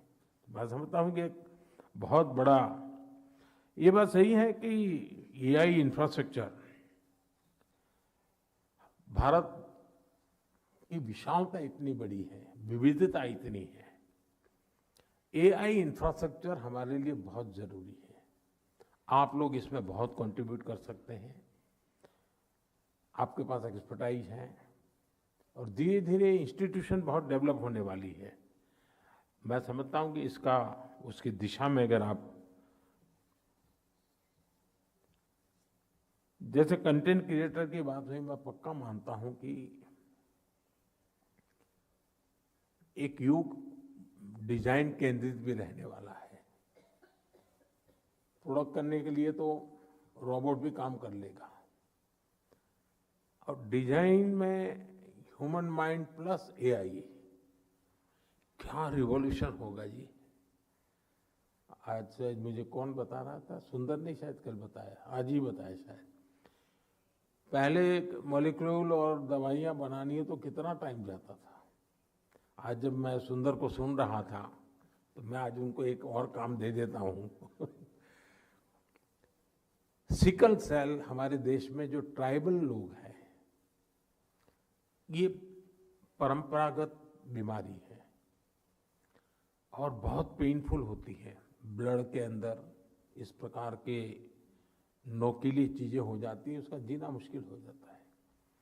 मैं कई वर्षों से उस पर काम कर रहा हूं, लेकिन अगर आपके पास जो हेल्थ सेक्टर में काम करने वाले लोग हो, ये सिकल सेल को लिए करें, तो मेरे यहाँ ट्राइबल बेल्ट में और दुनिया में कई जगह पे हैं। मैं जापान में एक नोबेल लॉरिएट जो है, मैं उनको मिलने गया था, उन्होंने थोड़ा बहुत इसमें काम किया था। मैंने उनसे भी बड़ा आग्रह किया था, लेकिन मैं चाहता हूं कि आप लोग जो हेल्थ सेक्टर में काम करते हैं, इस टेक्नोलॉजी का उपयोग करके, अभी तो हमने सिंपल वे बना दिया था कि हम उनका टेस्टिंग करते थे, आइडेंटिफाई करते थे, और शादी के समय हम आग्रह करते थे कि आप शादी 2 पेशेंट के ही बीच शादी हो जाए, ताकि नेक्स्ट जनरेशन उतनी कम होती जाएगी। अदरवाइज एक पेशेंट एक नॉन पेशेंट है तो बढ़ता जाएगा। तो छोटी छोटी चीज़ों का हमने प्रयोग किया है, लेकिन मैं मानता हूँ सिकल सेल को अगर आप एक प्रायोरिटी सेक्टर में गिने, करोड़ों लोग और दुनिया में है, अफ्रीका में बहुत है, अगर हम उनकी सेवा कर सकते हैं तो एक बड़ा मानवता का काम होगा। एक मेरा आग्रह है, कुछ साथियों ने, संजय वगैरह जो लोग हैं हमारे, मदद कर रहे हैं, स्किल डेवलपमेंट। हमारे बहुत सारे ITI हैं, उसमें हम इसको कोर्सेज कैसे लाएं। कल मुझे खोसला जी बता रहे थे कि उनकी पत्नी ऑनलाइन ट्रेनिंग करती हैं, अच्छा प्रयोग है। हम भी चाहते हैं कि ऑनलाइन सर्टिफिकेट कोर्सेज हो, लेकिन स्किल डेवलपमेंट ही हमारे लिए, ह्यूमन रिसोर्स डेवलपमेंट अल्टीमेट बहुत ज़रूरी होगा, ताकि मैं इसका एप्लीकेशन स्किल मैन पावर होगा तो कर पाऊंगा। तो उसमें आपकी अपने हर काम के साथ कोई न कुछ स्किल का काम होना चाहिए। सरकार की योजनाओं में कोई परिवर्तन आप चाहते हैं, व्यवस्थाओं पर आप IIT छोटी छोटी हैं उसको एडॉप्ट कर सकते हैं, सिलेबस दे सकते हैं। तो एक अच्छी सुविधा स्किल डेवलपमेंट की दिशा में, और मुझे लगता है कि आज हो रहा है, लेकिन उसका हमें वॉल्यूम बहुत बढ़ाना पड़ेगा जी, और क्वालिटेटिव लगातार इम्प्रूव करनी पड़ेगी। और आपके फील्ड के लोग हैं जिनका योगदान हमें बहुत मदद कर सकता है। आपने देखा होगा, हम सुबह अश्विनी जी ने अपने भाषण में कहा था, हम पूरा एंड टू एंड के काम करना चाहते, हम टुकड़ों में करना नहीं चाहते, एंड टू एंड हम करना चाहते हैं। और हम इस स्पर्धा में एज अ कंट्री पीछे रहना नहीं चाहते। इसलिए नहीं कि भारत को दुनिया में अपनी सुपीरियरिटी बताना चाहता है, लेकिन हम कुछ कंट्रीब्यूट करना चाहते हैं, और इसके लिए जरूरी परिवर्तन हम हमारे देश में लाना चाहते हैं, और उसमें हम आप लोगों का साथ चाहते हैं। हम, जहाँ तक नीतियों का सवाल है, आपने देखा होगा, अब हमने कुछ नीतियाँ ऐसी पहली बार शायद हमने किया है, कुछ नीतियाँ ऐसी बना, हम टैक्सेशन 2047 तक नो टैक्स। अब ये हिम्मत करना बहुत कठिन काम होता है, हमने किया है, क्योंकि हम मानते हैं कि एश्योरेंस के साथ एटमॉस्फेयर क्रिएट करूं तो मैं परिवर्तन ला सकता हूं। और इसलिए मैं चाहूंगा, और भारत इस मिजाज से काम कर रहा है कि हम AI वाइब्रेंसी इंडेक्स में हम टॉप 3 में पहुंचना चाहते हैं जी। और आप लोग मेरे साथ जुड़ जाएं तो ये हम बहुत आसानी से अचीव कर सकते हैं। और हम टॉप 3 में जाएं, मतलब कि ग्लोबल साउथ में कॉन्फिडेंस का लेवल कितना बढ़ेगा आप अंदाज कर सकते हैं, और कितना बड़ा परिवर्तन का कारण बनेगा। और उसमें आप हमारा साथ दे सकते हैं। साथियों, मैं समझता हूं कि गवर्नेंस में मैं कई सालों से लगा हूं। मैंने एक बार सिक्का को बुलाया था, मैंने कहा मेरे डिफेंस के लोगों को तुम एआई पढ़ाओ। तो सिक्का ने कई उनके साथ मीटिंगें की थी।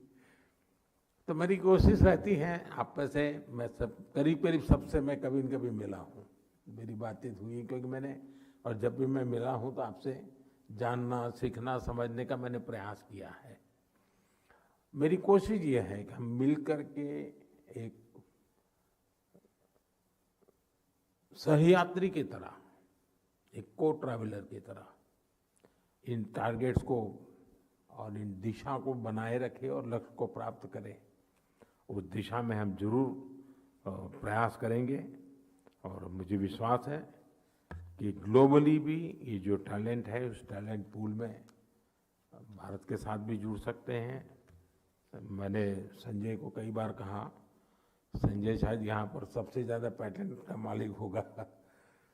तो मैंने कहा संजय को, भाई तुम भारत के बच्चों को भी जरा, ये तुम्हारी पैटेंट की दुनिया है इतनी बड़ी, उनको जरा लैब में से इस प्रकार की आदत डालो। वो भी समझ दे रहे हैं, कर रहे हैं चिंता। तो मैंने आप में से जब भी जिसको जो कहा, मुझे निराश नहीं किया।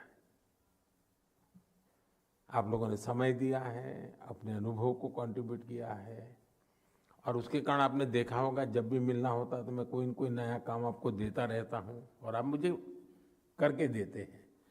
और जो काम करता है उसको जरा ज़्यादा काम कराने की आदत मनुष्य की रहती है, तो मेरी भी है कि आप लोग जब इतना करते हैं तो और ज़्यादा करें, ये मेरी अपेक्षा रहेगी।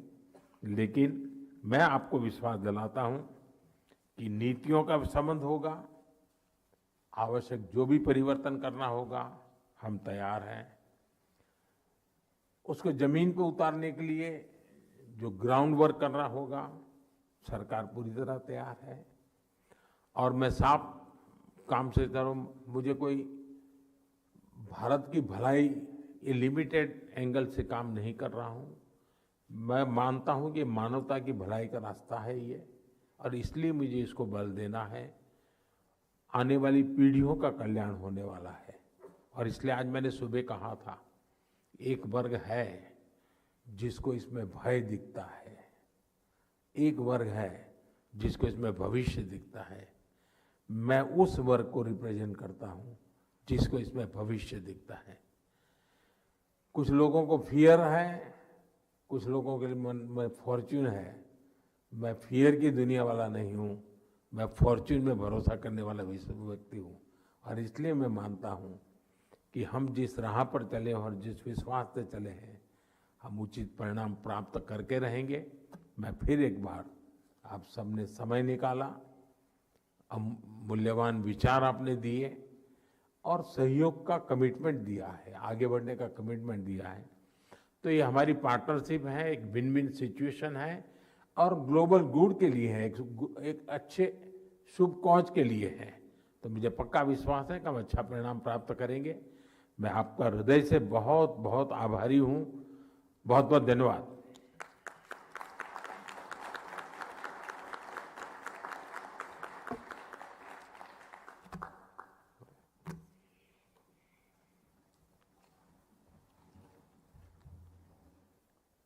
So how long you be here, Sundar?